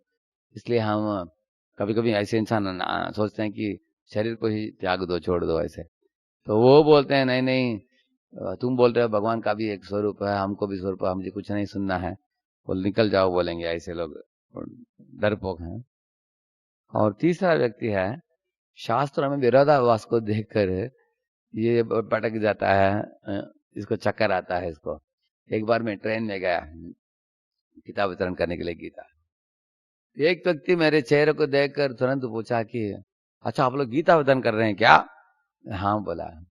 तो जोर से मेरे ऊपर चिल्लाने लगा, टूट पड़ा हो, बोला कि अरे तुम्हारे कृष्ण ने अर्जुन को बोला कि कर्ण को मारो, सही है कि नहीं? पूछा उसने। मैं बोला हाँ। अरे किस तरह का काम किया है तुम्हारे कृष्ण ने, है? देखो कर्ण निकाल रहा है अपने पहिए को, बोला भी अर्जुन को, अर्जुन मुझे मारो मत, फिर भी कृष्ण बोल रहा है उसको मारो। इस तरह तुम्हारे कृष्ण नैतिकता को फॉलो नहीं करता है। और आप लोग गीता बेच रहे हैं, गीता मत बेचो, तुम खुद के पास रखो बस, बाहर जाकर दूसरों को वितरण करके उनको बिगड़ाओ मत, ऐसे बोला उसने। तो मैंने बोला थोड़ा धैर्य रखिए, मैं बैठकर आपको समझा रहा हूँ, कुछ नहीं सुनना आपको, निकल जाओ इधर से, ऐसे बोल रहा हो। और चिल्लाता रहता है वो जोर जोर से, वो सुनने के लिए तैयार नहीं है, उन लोगों का विरोधाभास। तो मैंने उसको जाते समय एक चीज बोल दिया, अरे 14 कारण बोला कृष्ण ने, क्यों अर्जुन को पाइए से, अर्जुन को इससे बाण से मारने के लिए बोला, कर्ण को 14 डिफरेंट रीजन दिया। अगर आपको चाहे तो ये मेरा कार्ड है, ये मैं लिखो, मैं जवाब दूंगा। ऐसे उसको कार्ड देकर निकल गया मैं। तो भगवान कृष्ण ने पूछा, अरे किसने बोला द्रौपदी का वस्त्र हरण करो सभा में? कर्ण ने बोला था। किसने बोला था दुर्योधन और बाकी दुशासन सब लोगों को कि ये पांडवों को जंगल में भगा दो? कर्ण का बड़ा हाथ है इन सब चीजों में। अभी दुर्योधन की खुशी के लिए उन्हें बहुत कुछ किया ऐसे। तो भगवान ने पूरा लिस्ट बोला कि 14 बार तुमने अनैतिक जीवन जिया है कर्ण, और आज के दिन तुम नैतिकता की बात करते हो, तुम जिंदा नहीं बचोगे, अर्जुन मारो उसको भी, ऐसे बोले भगवान। तो आप देखेंगे कुछ लोग शास्त्र में विरोधाभास देख कर उनके अंदर एक तरह का चालाकीपन आ जाता है, समझ नहीं पाते हैं वो लोग। अरे आप लोग ऐसे बोल रहे हैं, भगवान ऐसे किए हैं, ऐसे बोल रहे हैं, समझ नहीं पाते हैं ये लोग। इस तरह आसक्ति, भय, क्रोध के वश में आकर ये जीव भगवान को पहुंच नहीं पाते हैं, भगवान को भूल जाते हैं। हाँ पढ़िए। एक ही लक्ष्य तक नहीं जाते हैं? कई देवताओं की पूजा क्यों की जाती है? क्या जाति व्यवस्था शोषण करने वाली नहीं है? ये इन 3 प्रश्न बहुत प्रसिद्ध हैं समाज में, भगवान इन तीनों का जवाब देते हैं। हाँ पढ़िए। उनके जन्म और गतिविधियों को दिव्य और शाश्वत मानते हैं, लेकिन अन्य जो विभिन्न लक्ष्यों के साथ उनके पास आते हैं वे ऐसा नहीं मानते हैं। तो तब भगवान बोलते हैं, अभी मैं तीनों का जवाब दूंगा। अभी ये यथा माम प्रपद्यन्ते ताम तथैव भजाम्यहम् मम वर्तमानुवर्तन्ते मनुष्या पार्थ सर्वशः। तो अर्जुन ने भगवान को पूछा, भगवान आप क्या पक्षपात नहीं कर रहे हैं क्या? आप अपने भक्त जो आपको दिव्य जानते हैं उनको भगवत धाम लेके जाते हो, और जो आपको दिव्य नहीं मानते उनको बार बार जन्म मृत्यु के चक्कर में डालते हो आप। और इस तरह 3 लोगों का बताया आपने, वो लोग तो आपसे जुड़ते नहीं, वो लोग बार बार जन्म मृत्यु का चक्कर काट रहे हैं, तो आप अलग अलग जीवों को अलग अलग आप गति दे रहे हैं, ऐसा क्यों? तब भगवान ने ये श्लोक बोला, अर्जुन ये तामा प्रपद्यन्ते ताम सदैव भजाम्यहम्। उन्होंने बोला कि जिस तरह ये जीव मेरे से जुड़ता है उसके अनुसार ही मैं नतीजा देता हूँ। जैसे किसी भी क्लास में टीचर्स होते हैं, टीचर देखती है कि पहले 1-2 रो में बैठे हुए बच्चे बहुत ईमानदार होते हैं, टीचर को अच्छा सुनते हैं, होमवर्क करके नोटबुक सबमिट करते हैं, टीचर बहुत पसंद करती है उनको। और पीछे बैठे हुए कुछ बच्चे होते हैं जो टीचर का ही चित्र निकालते हैं, नहीं तो खिड़की से बाहर क्रिकेट देख रहे हैं, टीचर जाकर उनका कान पकड़ते हैं, क्लास के ऊपर ध्यान नहीं तो क्रिकेट के ऊपर ध्यान है, खिड़की बंद करो, ऐसे करते हैं। तो वो बच्चे बोलते हैं टीचर देखो हमको पसंद नहीं करते, हमको डांट रही है, हमारे कान घुमा रही है। लेकिन वो देखो पहले 2 रो में जो बैठे हैं वो लोग चमचागिरी करते हैं टीचर की। टीचर उनको देखकर बोलते हैं कि उनका मार्क्स भी अच्छा देते हैं। क्या सही बात है क्या ऐसे? पहले 2 रो में बैठे हुए बच्चे अच्छी तरह पढ़ाई करके टीचर की बात मानकर अच्छा मार्क मिला है उनको, और पीछे जो बैठकर चित्र निकालने वाले बच्चे पढ़ते भी नहीं सही ढंग से, टीचर के आदेशों का पालन नहीं करते, उनको मार्क कैसे मिलेगा उनको? इस तरह असुर और देव आप देखेंगे, असुर भगवान के सुर से सुर मिलाते हैं, लेकिन ये देवता लोग, लेकिन तो असुर लोग जो होते हैं मनमानी करते हैं, भगवान जो बोलते हैं उसके एकदम विरुद्ध है। विष्णु भक्त स्मृतो दैव आसुरस्तत् विपर्यायः बोलते हैं। असुर का मतलब ही यही है, जो भगवान बोलेंगे उसके विरुद्ध करेंगे। भगवान बोलते हैं कि देखो कुत्ते को बाहर रखो घर के बाहर, गाय को अंदर लेके आओ, पवित्र हो जाएगा तुम्हारे घर। लेकिन क्या करते हैं लोग, कुत्ते को अंदर लाते हैं और गोद में बिठा लेते हैं, और गाय को कत्ल खाने में बेचते हैं। और भगवान बोलते हैं अरे गाय से दूध पियो, हाँ, दूध पीकर तुम्हारा मस्तिष्क मजबूत होगा, कभी शास्त्र पढ़ो, उससे अच्छा है। गाय भी एक माता है, 7 माताओं में एक है, संभालो। लेकिन गाय का गला काटते हैं ये लोग असुर ऐसे। तो इस तरह से भगवान ने बोला कि हर व्यक्ति के मनोभाव के अनुसार मैं उसको नतीजा देता हूँ। पढ़िए। अगर भगवान कृष्ण की पूजा भक्ति मार्ग करने से उसकी सारी मनोवांछित इच्छाएं पूरी हो जाती हैं, तो लोग भौतिक इच्छाओं के लिए दूसरों की पूजा क्यों करते हैं?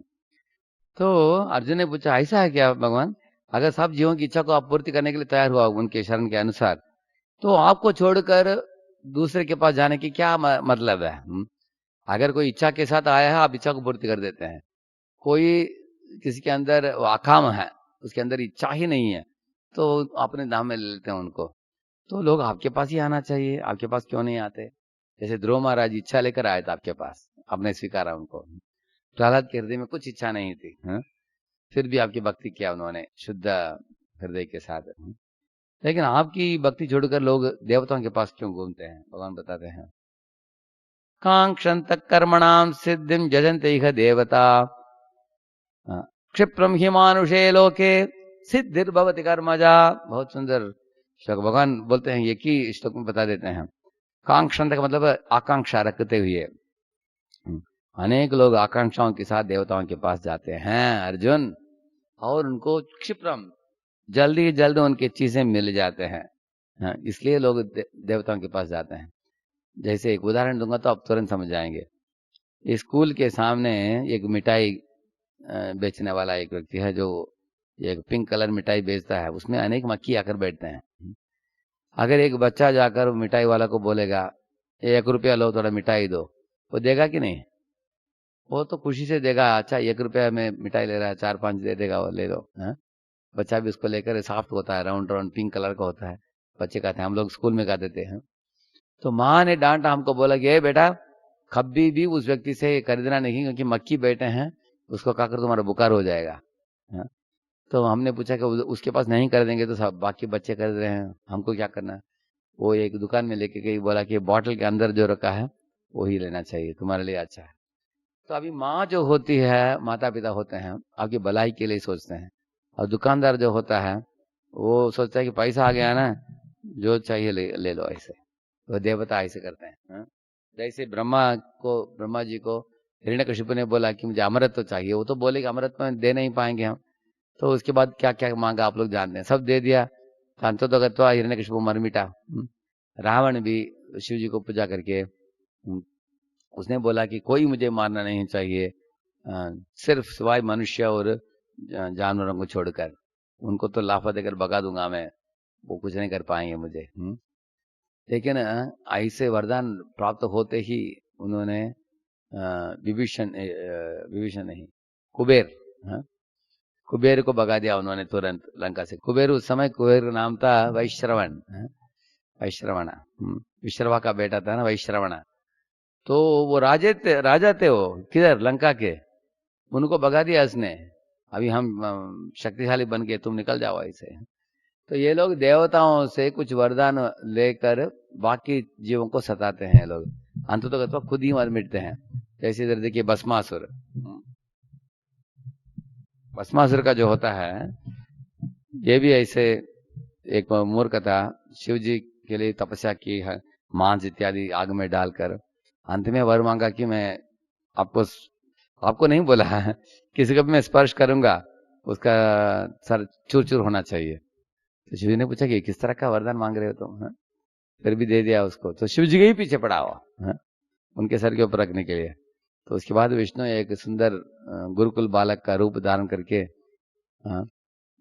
इस असुर को रोक दिया, और उन्होंने बोला कि ऐसे नाच कर, ये भी नाच रहा था, वो भी नाच रहे थे। अंत में बोला कि सर के ऊपर रखा उन्होंने, तो वो भी भस्मासुर अपने ही सर के ऊपर रखकर उसका चूर चूर हो गया सर ऐसे। लेकिन आप देखेंगे शिव जी के 2 तरह के भक्त हैं। एक भक्त हैं जो जानते हैं कि शिव जी प्रभु रामचंद्र के महान शुद्ध भक्त हैं, वैष्णवानाम यथा शंभु।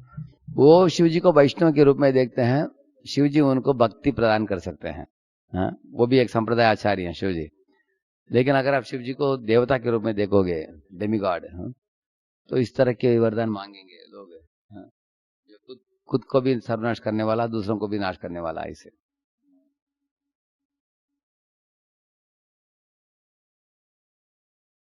ये हिरण्यकशिपु है। हाँ?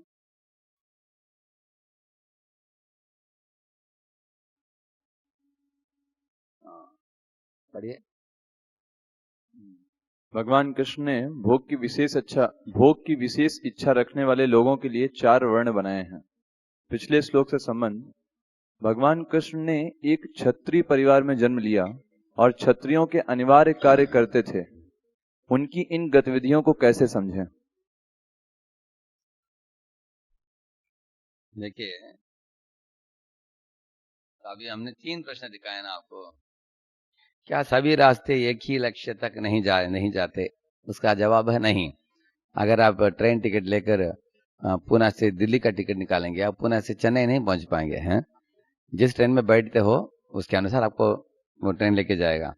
इसी तरह आगे भी भगवान बताएंगे, जो मेरे पूजा करते हैं, मेरे भक्ति करते हैं, ये जान करके मेरा शरीर दिव्य है, मेरे कर्म भी दिव्य है। देखिए, भगवान लौकिक अलौकिक दोनों काम करके दिखाया है, लीला है।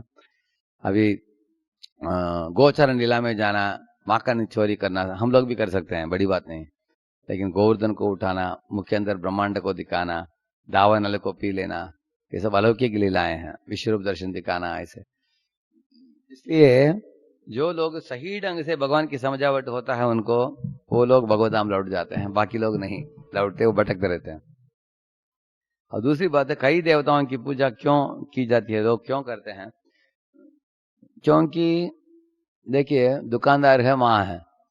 अभी दुकानदार के पास जाने से पैसा सिर्फ देना होता है, मिठाई मिल जाता है, लेकिन माँ के पास जाने से जो हमारे लिए भलाई करेगा वही देगी वो। हाँ, जैसे हम लोग बचपन में छोटे छोटे जेम्स खाते थे, राउंड राउंड, तो माँ को मांगो, माँ बोलेगी 1 2 4 खाने का, बस, ज्यादा नहीं खाने का, दांत गिर जाएगा। लेकिन दुकानदार के पास जाकर पैसा दो तो देगा कि नहीं? वो आपके दांत के बारे में क्यों परवाह करेगा वो? हाँ? उसको पैसा मिल गया पॉकेट के लिए, बोलेगा तुम 5 पैकेट भी खाओ बेटा और सारे दांत गिरने दो। हाँ? कुछ परवाह नहीं करेगा वो। इस तरह से देवता लोग भी इतना ही देखते हैं कि ठीक है, इसने पूजा हो गया ना, इसका टिक मार करो, दे दो, जो देना है दे दो, ऐसे।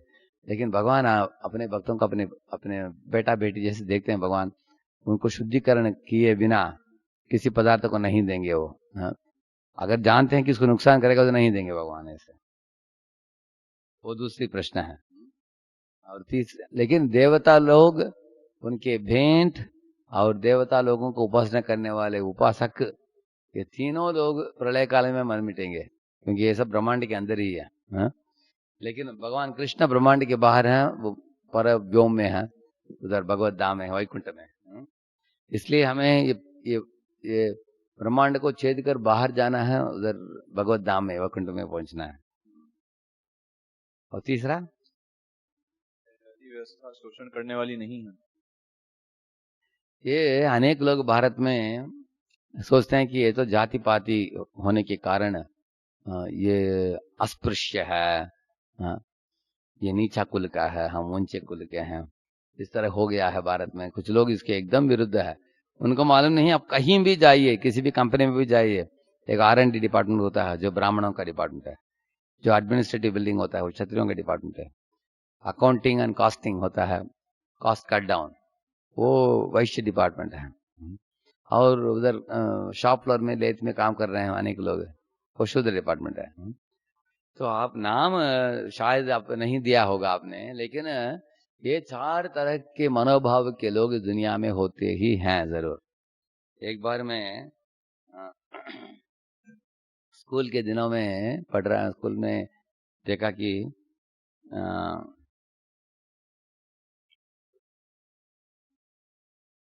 मेरे बेंच में एक अरविंद करके एक लड़का बैठा था।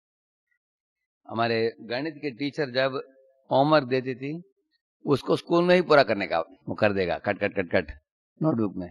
और उसके निकट 5-6 बच्चे बैठ कर वो देख देख कर कॉपी कर लेंगे अपने नोटबुक में, क्योंकि काम आसान हो गया है ना, घर जाकर खेल सकते हैं होमवर्क नहीं करना पड़ता। तो ये हमेशा फर्स्ट रैंक मिलता था इसको, गणित में सेंटर मिलता था ऐसे। तो दूसरा लड़का था हमारे क्लास में, मणि मणि नाम का है। तो एकदम अट्टा कट्टा मोटा व्यक्ति था वो, पहलवान जैसे ऐसे। तो हमारे क्लास के लोग, हम लोग गेंद खेलने के लिए जाते थे, तो पड़ोस के क्लास के लोग कभी गेंद उठाकर भागते थे, तो हम मणि को बुलाते थे, मणि देखो ये लोग क्या कर रहे हैं। अगर मणि आता तो मणि को देखकर ये लोग गेंद को छोड़कर भाग जाते थे उधर से, हाँ? डरते थे उससे, क्योंकि एक बार धक्का मुक्का मारेगा वो, अब उठ नहीं पाओगे आप, हाँ?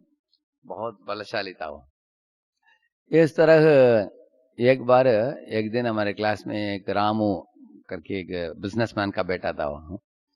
तो एक दिन वो एक पेंसिल लेके आया था, हम लोगों ने देखा ही नहीं ऐसे पेंसिल, क्योंकि वो पेंसिल के पीछे रबर था। तो लिखता था ऐसे, रब करता था, लिखता था रब।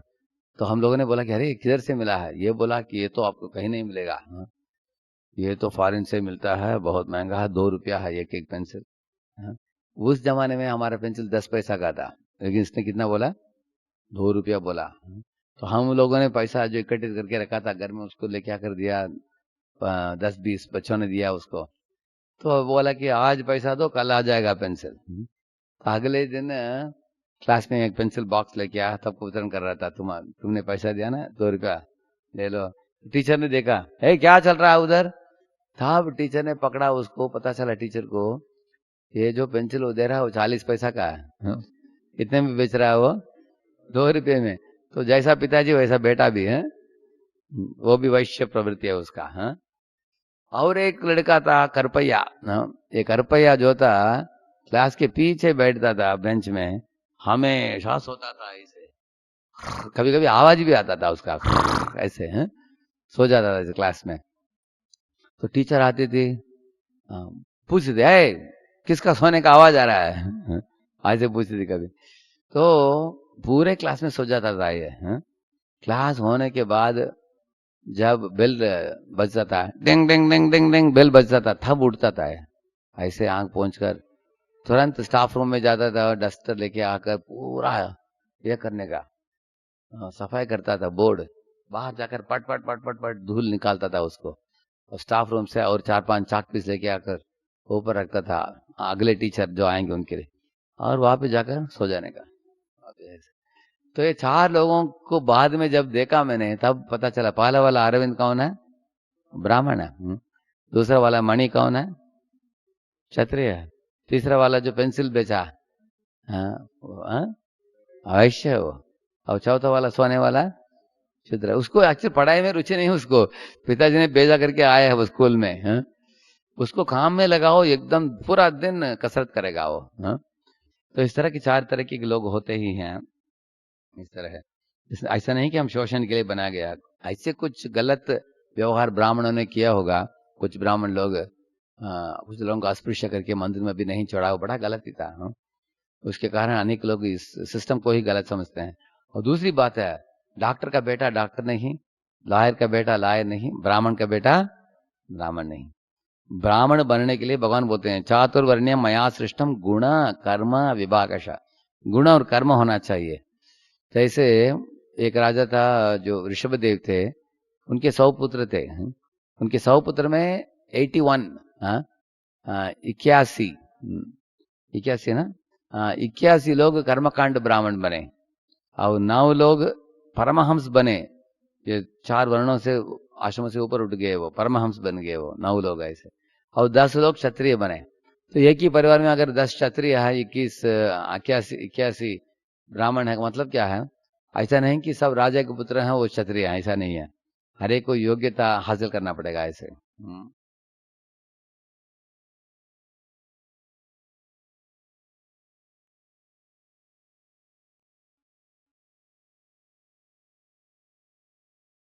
भगवान बोल रहे हैं कि हालांकि मैंने सिस्टम बनाया है, लेकिन मुझे कभी भी कर्म स्पर्श नहीं कर सकता है। देखिए एक लेखक लिखता है,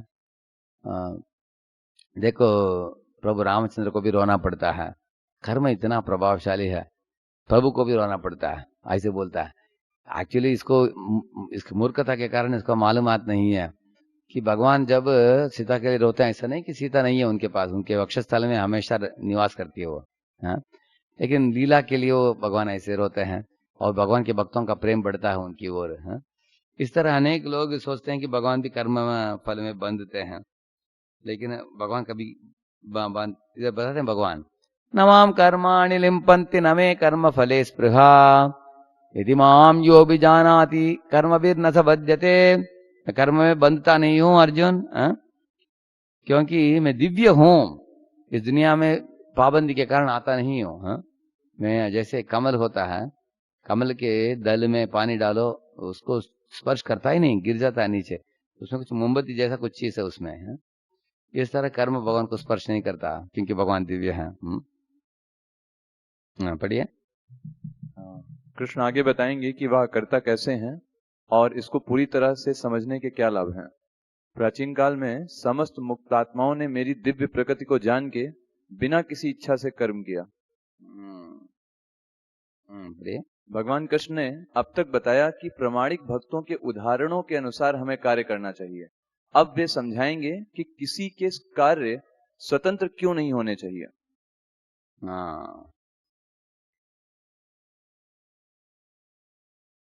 करेक्ट करेक्ट। तो हर एक व्यक्ति को भगवान के दिए हुए कार्यों को करना चाहिए, मनमानी नहीं करना चाहिए, स्वतंत्र काम नहीं करना चाहिए। ये बता रहे हैं क्यों? क्योंकि ऐसे मनमानी करने से रिएक्शन आता है उसका। कर्मणो ह्यपि बोद्धव्यम बोद्धव्यम च विकर्मणः अकर्मणश्च बोद्धव्यम गहना कर्मणो गति।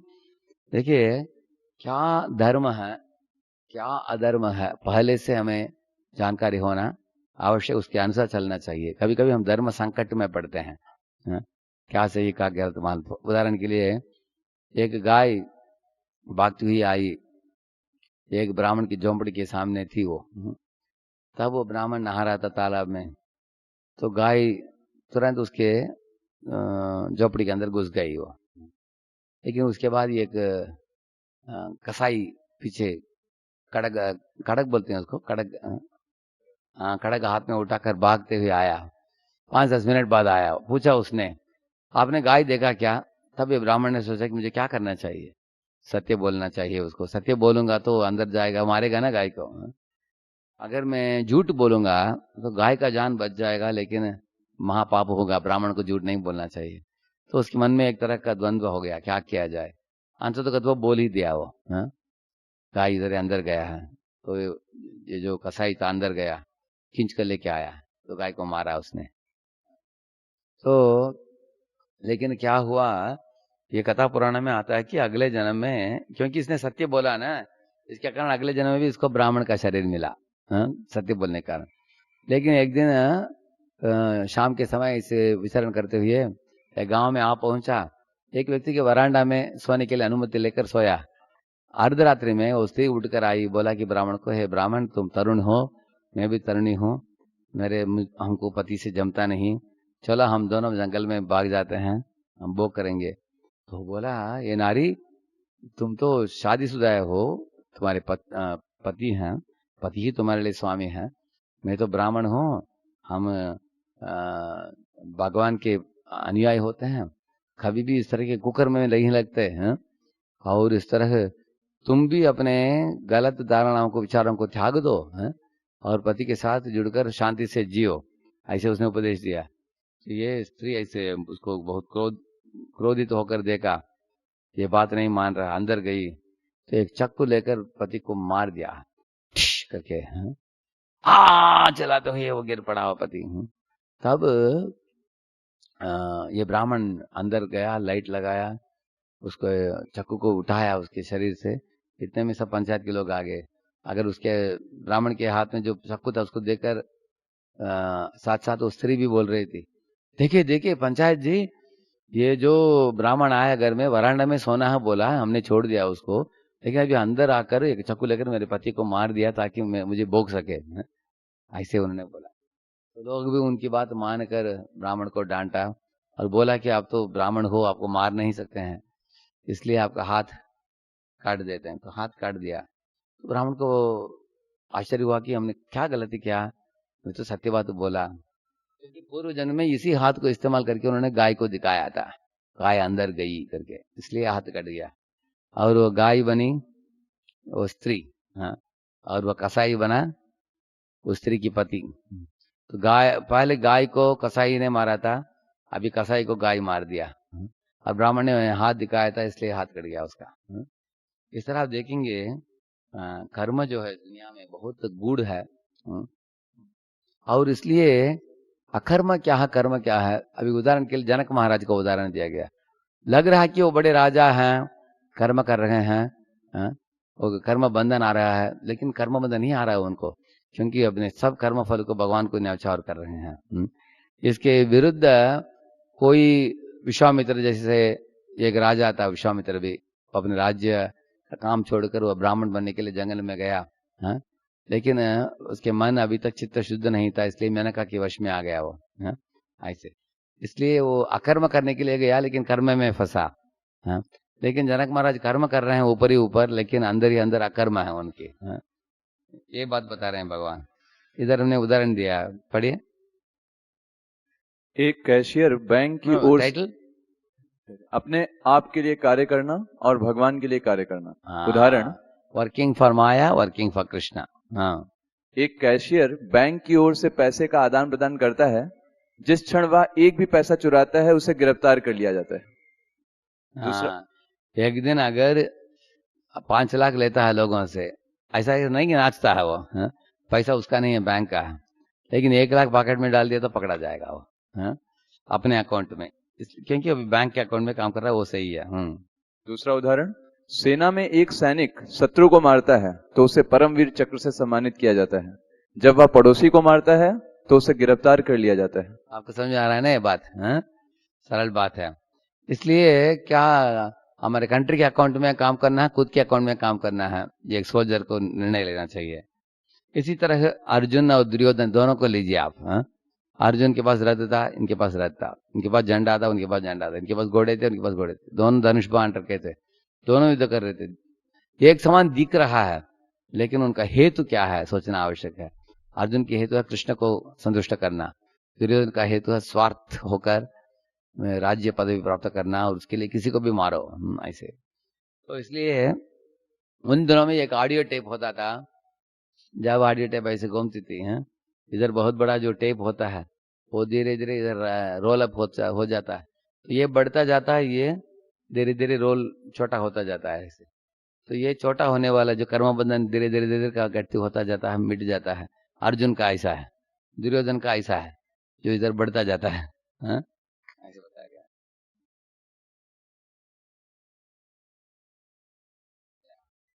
विदुर ने बोला धृतराष्ट्र को, आप कर्म को कोसिए, कोसना नहीं आप। देखिए, पूर्व जन्म में किया हुआ कर्म फल इस जन्म में आता है, इस जन्म में करने वाले कर्म का फल अगले जन्म में आएगा, ये बताते हैं। ये दोनों गलत है, ये सोचना कि सब कुछ मेरे हाथ में है, नहीं तो मेरे हाथ में कुछ नहीं है, दोनों गलत है। हम बीज बोते हैं, भगवान बारिश देते हैं। हम इंटरव्यू देते हैं, भगवान हमको चुनते हैं, इंटरव्यू के लोग चुनते हैं हमको। इस तरह है हमारे यत्न और भगवान की कृपा दोनों जुड़कर काम होता है। पढ़िए। यह खंड कर्म में अकर्म अनासक्त व्यक्ति के लक्षण। यह खंड उस व्यक्ति के गुणों का वर्णन करता है जो निष्क्रियता अर्थात अकर्म की स्थिति में है, या जिसे कर्म करते हुए भी कोई कर्म फल नहीं मिलता है। करेक्ट। ये श्लोक है इधर। This is 20, this is 24 up to 24 ना, करेक्ट।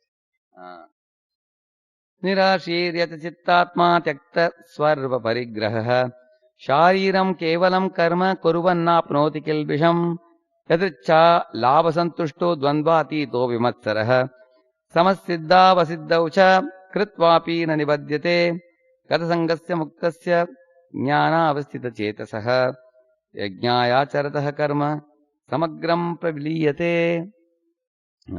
इस श्लोक में बताते हैं कि ये एक सिद्धावस्था में जो व्यक्ति ये निष्काम कर्म योग को अपनाता है कि ये मुक्त हो जाता है अपने सब भौतिक इच्छाओं से, चित्त उसका शुद्ध हो जाता है, अपने मन के ऊपर नियंत्रण आ जाता है, अपने स्वामित्व जमाने की आदत छोड़ देता है, और जीवन में शारीरम केवलम कर्म, शरीर और आत्मा को साथ में रखने के लिए जितना जरूरत है उतना ही नींद, उतना ही भोजन, उतना ही रहने का व्यवस्था लेता है। और जो अपने आप आता है उसमें संतुष्ट रहता है, जैसे सुदामा ब्राह्मण ऐसे। और जब शीत उष्ण सुख दुख मान अपमान जय पराजय लाभ अलाभ होता है, सहन करता है ऐसे। इस तरह वो दिव्य ज्ञान में स्थित रहता है और भगवान के लिए यज्ञ करता है, भगवान की खुशी के लिए ही वो काम करता है। तो अभी ये सब सुनने के बाद एक प्रश्न उठेगा, अच्छा यज्ञ क्या होता है, भगवान के लिए यज्ञ कैसे करना चाहिए? तो वो आगे आता है इधर।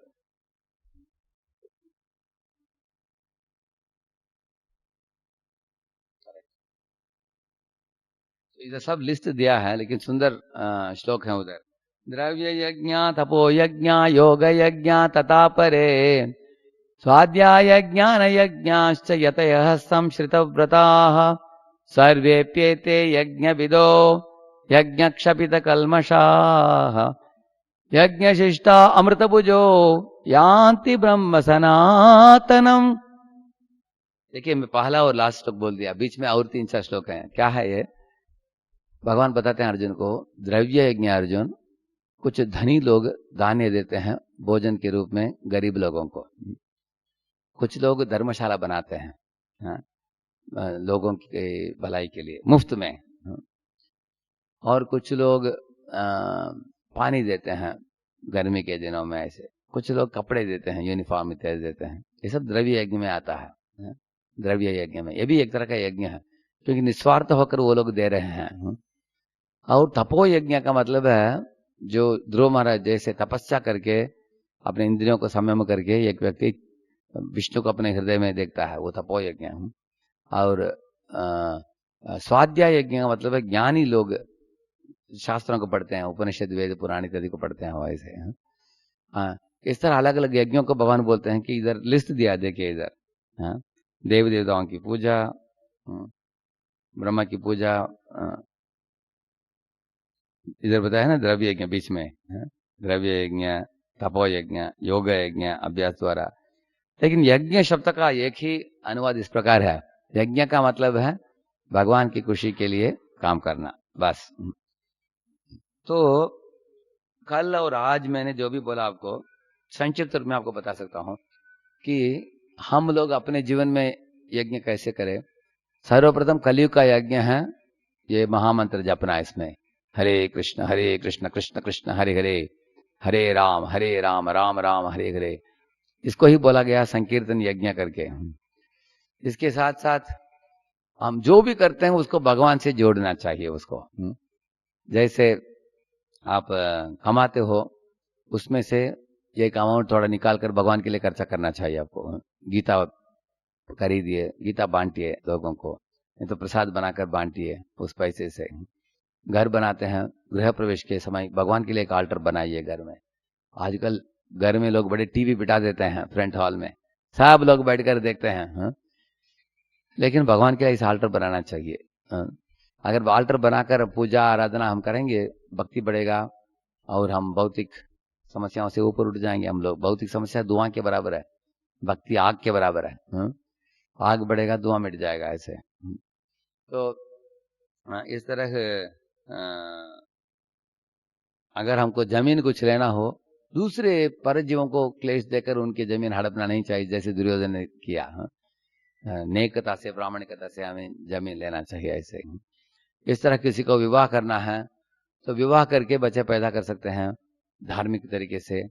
और एक व्यक्ति ने पूछा प्रश्न कि अगर हम विवाह करके बच्चे पैदा करते हैं तो हम इस दुनिया में बंधन हो जाएगा, बंधन में पड़ जाएंगे, हम कैसे भगवत धाम कैसे लौटेंगे? भगवान क्या बोलते हैं, देखो पहले एक व्यक्ति मनमानी करके किसी भी स्त्री के साथ घूमता है गामता है, लेकिन इसके विरुद्ध अगर कोई भगवान के आदेशानुसार विवाह यज्ञ करके, माता पिता के आशीर्वाद लेकर, एक धर्मपत्नी के साथ विवाह करके, एक गृहस्थ आश्रम में जुड़कर आश्रम की विधि विधानों को भी पालन करता है, सुबह उठना, नाम जपना, गीता भागवत पढ़ना, पत्नी बच्चों को सिखाना, और इस तरह धर्म में जुड़ना, ऐसे आश्रम में भी वो शुद्ध होकर भगवत धाम लौट सकता है वो।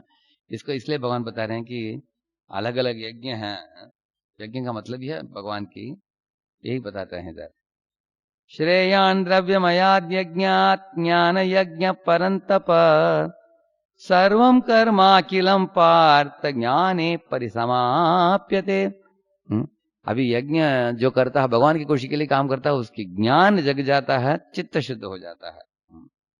और यज्ञ के बिना मनुष्य दुनिया में सुखपूर्वक नहीं रह सकता, ऐसे बताते हैं। देखिए आजकल लोग भगवत कैंकर्य को छोड़कर माया में बहुत घुस गए हैं। अनेक लोग ठीक तरह से बारिश होता नहीं है, ठीक तरह से धान्य उगते नहीं है,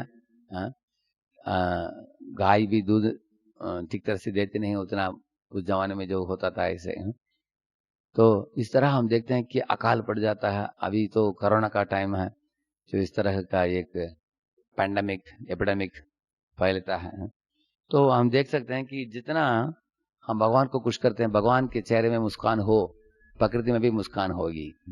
ऐसे ये बताती है कुंती महारानी, इमे जनपदा स्मृद्धा सुपक पौषधि वीरुदघर वनाद्रि नदी उदन्वंतो हेदंते तब वीक्षित। हे कृष्ण, आपकी दृष्टिपात मात्र से प्रकृति में हरियाली आई है, बगीचों में फूल उग रही है, पेड़ों में बड़े बड़े फल, पका फल प्राप्त हो रहे हैं, नदी में पानी बरके आ रही है, समुद्र में नवरत्न प्राप्त होते हैं, पहाड़ों में सोना चांदी रत्न इत्यादि से मंडित है, गाय इतना खुशी से इधर उधर भाग रही है, उसके स्तन से दूध उबल रही है, और जब नीचे दूध गिरती है दूध का कीचड़ बनता है जमीन में। तो आपकी दृष्टिपात मात्र से सब लोग खुश हैं, सब दिशा में, ऐसे बोलती है।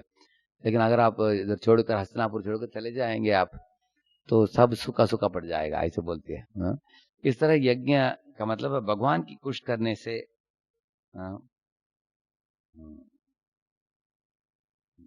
तो अर्जुन ने पूछा कि ये सब चीज हमें कैसे पता चलेगा, क्या सही है क्या गलत है।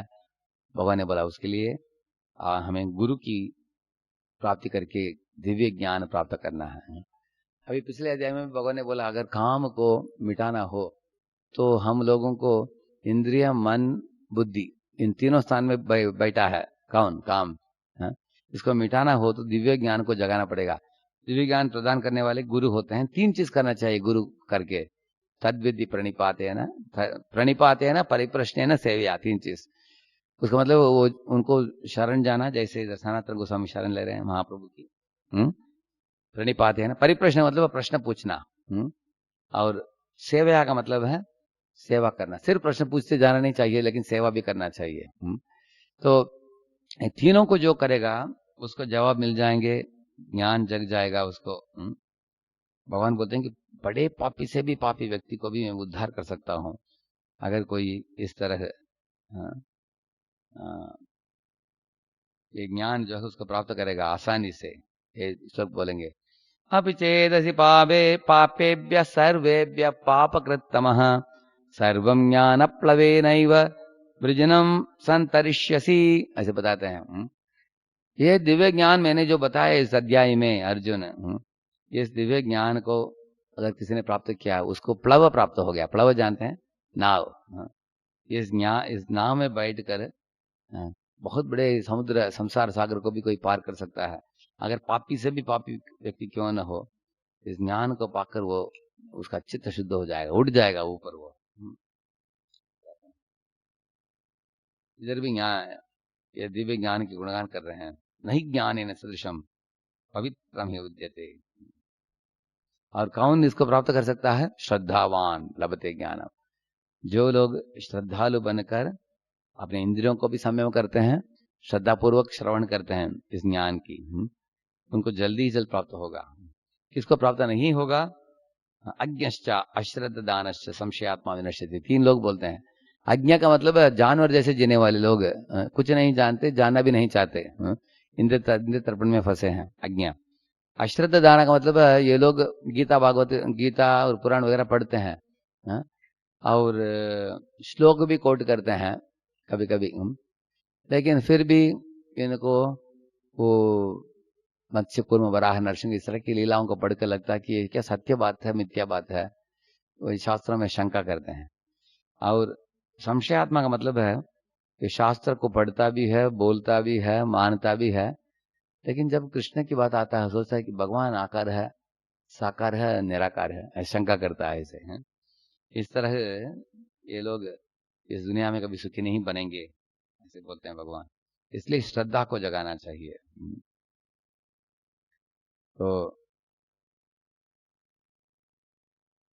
यस, राइट में पढ़िए। अगले श्लोक से संबंध, अर्जुन को ये दोनों श्लोक विरोधात्मक लगे और उसने भगवान कृष्ण से अगले अध्याय के शुरू में इसके बारे में प्रश्न पूछा। हाँ, क्योंकि अभी 41 में करेक्ट अर्जुन बोलते हैं कि इसलिए अर्जुन, एक व्यक्ति को निष्काम कर्मियों करके अपने फल को त्यागना चाहिए और अपने सब शंकाओं को ज्ञान के द्वारा काट देना चाहिए और अपने आत्मा का साक्षात्कार करना चाहिए। तो यही करना चाहिए, ऐसे बोलते हैं। तब भगवान बोलते हैं कि तस्मात् ज्ञान संभूतम बोलकर आतिष्ठ उत्तिष्ठ भारत, उठ जाओ अर्जुन, अभी तुम लड़ाई करो। तो अर्जुन के मन में एक शंका उठता है। क्या शंका उठता है, क्या विरोधात्मक उन्होंने सोचा? उन्होंने सोचा कि आप बोल रहे हैं कि ज्ञान के द्वारा इस अज्ञानता को काटो, आप बोल रहे हैं आत्मा का साक्षात्कार करो। ये सब करने के लिए तो हमें बैठ कर करना पड़ेगा, हमें ध्यान में लगो, ज्ञान के लिए किताब पढ़ो, स्वाध्याय यज्ञ करो, और साथ साथ उन्होंने बोला कि निष्काम कर्मयोग भी करो। तो यही प्रश्न अगले 5वें अध्याय की शुरुआत में आने वाला है। अभी देखिए, दो सरल बात है समझने के लिए। एक निष्काम कर्मियों का मतलब है आप ब्रह्मचारी, गृहस्थ, वानप्रस्थ, संन्यास, ऐसे जिस आश्रम में कोई रहता हो, आपने स्वाभाविक कर्तव्य को निभाता है वो, और उसके फल को भगवान को देता है वो। और क्योंकि वो जानता है कि सारे ब्रह्मांड के सृष्टिकर्ता भगवान है, सबको पोषण देने वाले भगवान है, सब जीवों के परम पिता भगवान है, सब देवता भी भगवान की पूजा करते हैं, देवताओं के लिए भी भगवान पूजनीय है, और हर व्यक्ति हृदय में अंतर्यामी के रूप में भगवान बसे हैं। इसलिए उनके लिए ही हमें सब कर्मों को अर्पण करना चाहिए। इंसान जानता है, जैसे अगर कोई कपड़ा का दुकान है तो भगवान के लिए कपड़े अर्पण करना चाहिए, कोई फूल वाला दुकान है भगवान के लिए फूल देना चाहिए, फल वाला है फल देना चाहिए, आभूषण वाला है भगवान के लिए आभूषण देना चाहिए। हर एक व्यक्ति अपने में यथाशक्ति भगवान को अपने पास जो भी हो उसको लगाना चाहिए उनकी सेवा में। ये शुरुआत है। इस तरह करते करते हम जनक महाराज जैसे एक व्यक्ति निष्काम कर्म योग बनकर सुबह से रात तक दिन में कार्य करता है, लेकिन अनासक्त होकर करता है। इस तरह भगवान ने उनको सिखाया, लेकिन भगवान ने उनको कर्म छोड़ने के लिए नहीं कहा। कर्म करते करते ज्ञान को भी हासिल करो, ऐसे बोला भगवान ने उनको। अभी कल के दिन हम लोग कर्मयोग, कृष्ण भावना भावित कर्म में एकदम इन विषयों का सही ढंग से समझावट हमको मिल जाएगा कल। अभी 5 मिनट प्रश्न लेते हैं। श्यामलादा समर्थ जी ने पूछा कि हम मानते हैं कि भगवान सब हैं, ही इज सर्वशक्तिमान, बट हस्बैंड नहीं मानते, क्या करना चाहिए? ऐसे में और हमें भी बोले कि भगवान को छोड़ दो, और मैं इनिशिएटेड हूँ, दीक्षित हूँ। I have lot of questions related to my personal life too. ठीक है, अभी आप विवाहित जीवन में हो श्यामला माता जी, आपको 2 कर्तव्य हैं, एक है भौतिक कर्तव्य, एक आध्यात्मिक कर्तव्य। तो दोनों को हमें निभाना चाहिए। पति क्यों बोलता है कि आप भक्ति छोड़ो? क्योंकि भक्ति में अगर आप गंभीर बनती हो तो उनको लगता है कि हमारे लिए जो पहले करती थी वो कर नहीं रही है ठीक तरह से। जैसे मान लीजिए सुबह सुबह उठकर आप माला को लेकर बैठ जाएंगे, तो घर का काम होता नहीं, तो वो सोचेंगे पति कि अरे भक्ति के ऊपर इतना ध्यान दे रही है, लेकिन मेरे ऊपर ध्यान नहीं दे रहे हैं, क्या कृष्ण मेरे से इनको बहुत अच्छा लग रहे हैं, हमको भूल गई है, ऐसे सोचते हैं। इसलिए स्त्रियों को घर में सुबह उठकर नहा धोकर खाना पकाना, पति को देखना, बच्चों को देखना, सबको ऑफिस स्कूल सब भेजने के बाद टाइम मिलता है, उस समय भक्ति के शास्त्र पढ़ने के लिए, कथा सुनने के लिए टाइम समय दे सकते हैं। और शाम को जब पति आ गया तो होल हार्टेड अटेंशन आप देने से उनके मन में एक परिवर्तन आएगा। देखेंगे कि ये मेरे ऊपर ख्याल रखती है, ध्यान देती है, ऐसे वो सोचेंगे। तो इसी तरह पुरुषों को भी 3 कर्तव्य हैं, professional duty, family duty, devotional duty. उनको ऑफिस भी जाना है, काम धंधा भी करना है, ऑफिस भी जाना है, भक्ति भी करना है, घर को भी देखना है उनको, इस तरह है। तो आपको बैलेंस चाहिए, संतुलन जब मिल जाएगा तो आपको ये समस्या नहीं होगा। तो आपको कोई माता जी, वरिष्ठ माता जी की कुछ मार्गदर्शन की जरूरत है आपको। कोई माता जी से पूछिए आपके जीवन में आप लोग कैसे संभालती हैं, उनको ही पूछिए। ऐसे अनेक गृहस्थ लोग जो करते हैं, धीरे धीरे उनको प्रैक्टिस हो जाता है। ठीक है। छोटे लाल पर पूछ रहे हैं सेक्स डिजायर को कैसे खत्म किया जाए। तो इसके लिए वी नीड स्पिरिचुअल एब्जॉर्प्शन। ये जो विषयाविष्ट चित्तानाम विष्णुरावेशना भवेत, ऐसे विष्णु पुराण में कहा गया। हम मन को विषयों में आविष्ट होने देते हैं, सिनेमा देखते हैं, पोर्नोग्राफी देखते हैं, और गंदे सहवास रखते हैं, इसलिए मन दूषित हो जाता है। अगर हम गंदे इच्छाओं से मन को ऊपर उठाना चाहते हैं तो हम लोग प्रभुपाद की किताबों को नियमित रूप से पढ़ना, कथा श्रवण करना, और भक्ति में गंभीर बनना, टेम्पटेशन से दूर रहना इत्यादि, इन चीजों को पहले करना चाहिए। तो आप what is your email? voicemedia.pune आप लिखिए उनको, मैं एक आर्टिकल भेजने के लिए बोलता हूँ आपको। समझ में? We don't eat onion, garlic in ISKCON, but still we get tamasic and rajasic thoughts in our mind. Why this happens? Even we have left eating onion and garlic. देखिए, ये जो हिटलर जो था वो भी वेजिटेरियन था, लेकिन 10 लाख लोगों को मारा वो। क्यों? तो वेजिटेरियन लोग तो इतने लोगों को मारने की इच्छा नहीं होता उनमें। क्यों इच्छा हुआ? क्योंकि वो खाने के पदार्थ जो होता वेजिटेरियन था, लेकिन बाकी इंद्रियों से वो क्या किया वो देखना चाहिए। उसने उटपटांग गलत इच्छाओं को मन में रखा, लोगों को मारने की इच्छा रखा उसने, इसलिए मारा। इसी तरह हम लोग ऑनियन गार्लिक से होने वाला तामसिक चीज थोड़ा होता है, तामसिक, लेकिन उसको भी छोड़कर तमस का आने का मूल कारण क्या है? अगर आप देखेंगे, रात को जागे रहना बहुत समय, सुबह लेट उठना, तो ये हम आदत बना लेते हैं। इस तरह गंदा रखना, कपड़ों को सही ढंग से नहीं धोना, ऐसे अनेक चीज हैं तमस को बढ़ने वाले। निद्रा, आलस्य, प्रमाद, ये 3 चीज भगवान बताते हैं। तो इस तरह से हम आप 14, 15, 16, 17 अध्याय पढ़ेंगे भगवद गीता में, आपको बहुत उससे सपोर्ट मिलेगा आपको। तो बाकी प्रश्न बाद में जवाब देंगे इसका। ये सब असाइन किया गया, इसको बाद में असाइन करेंगे।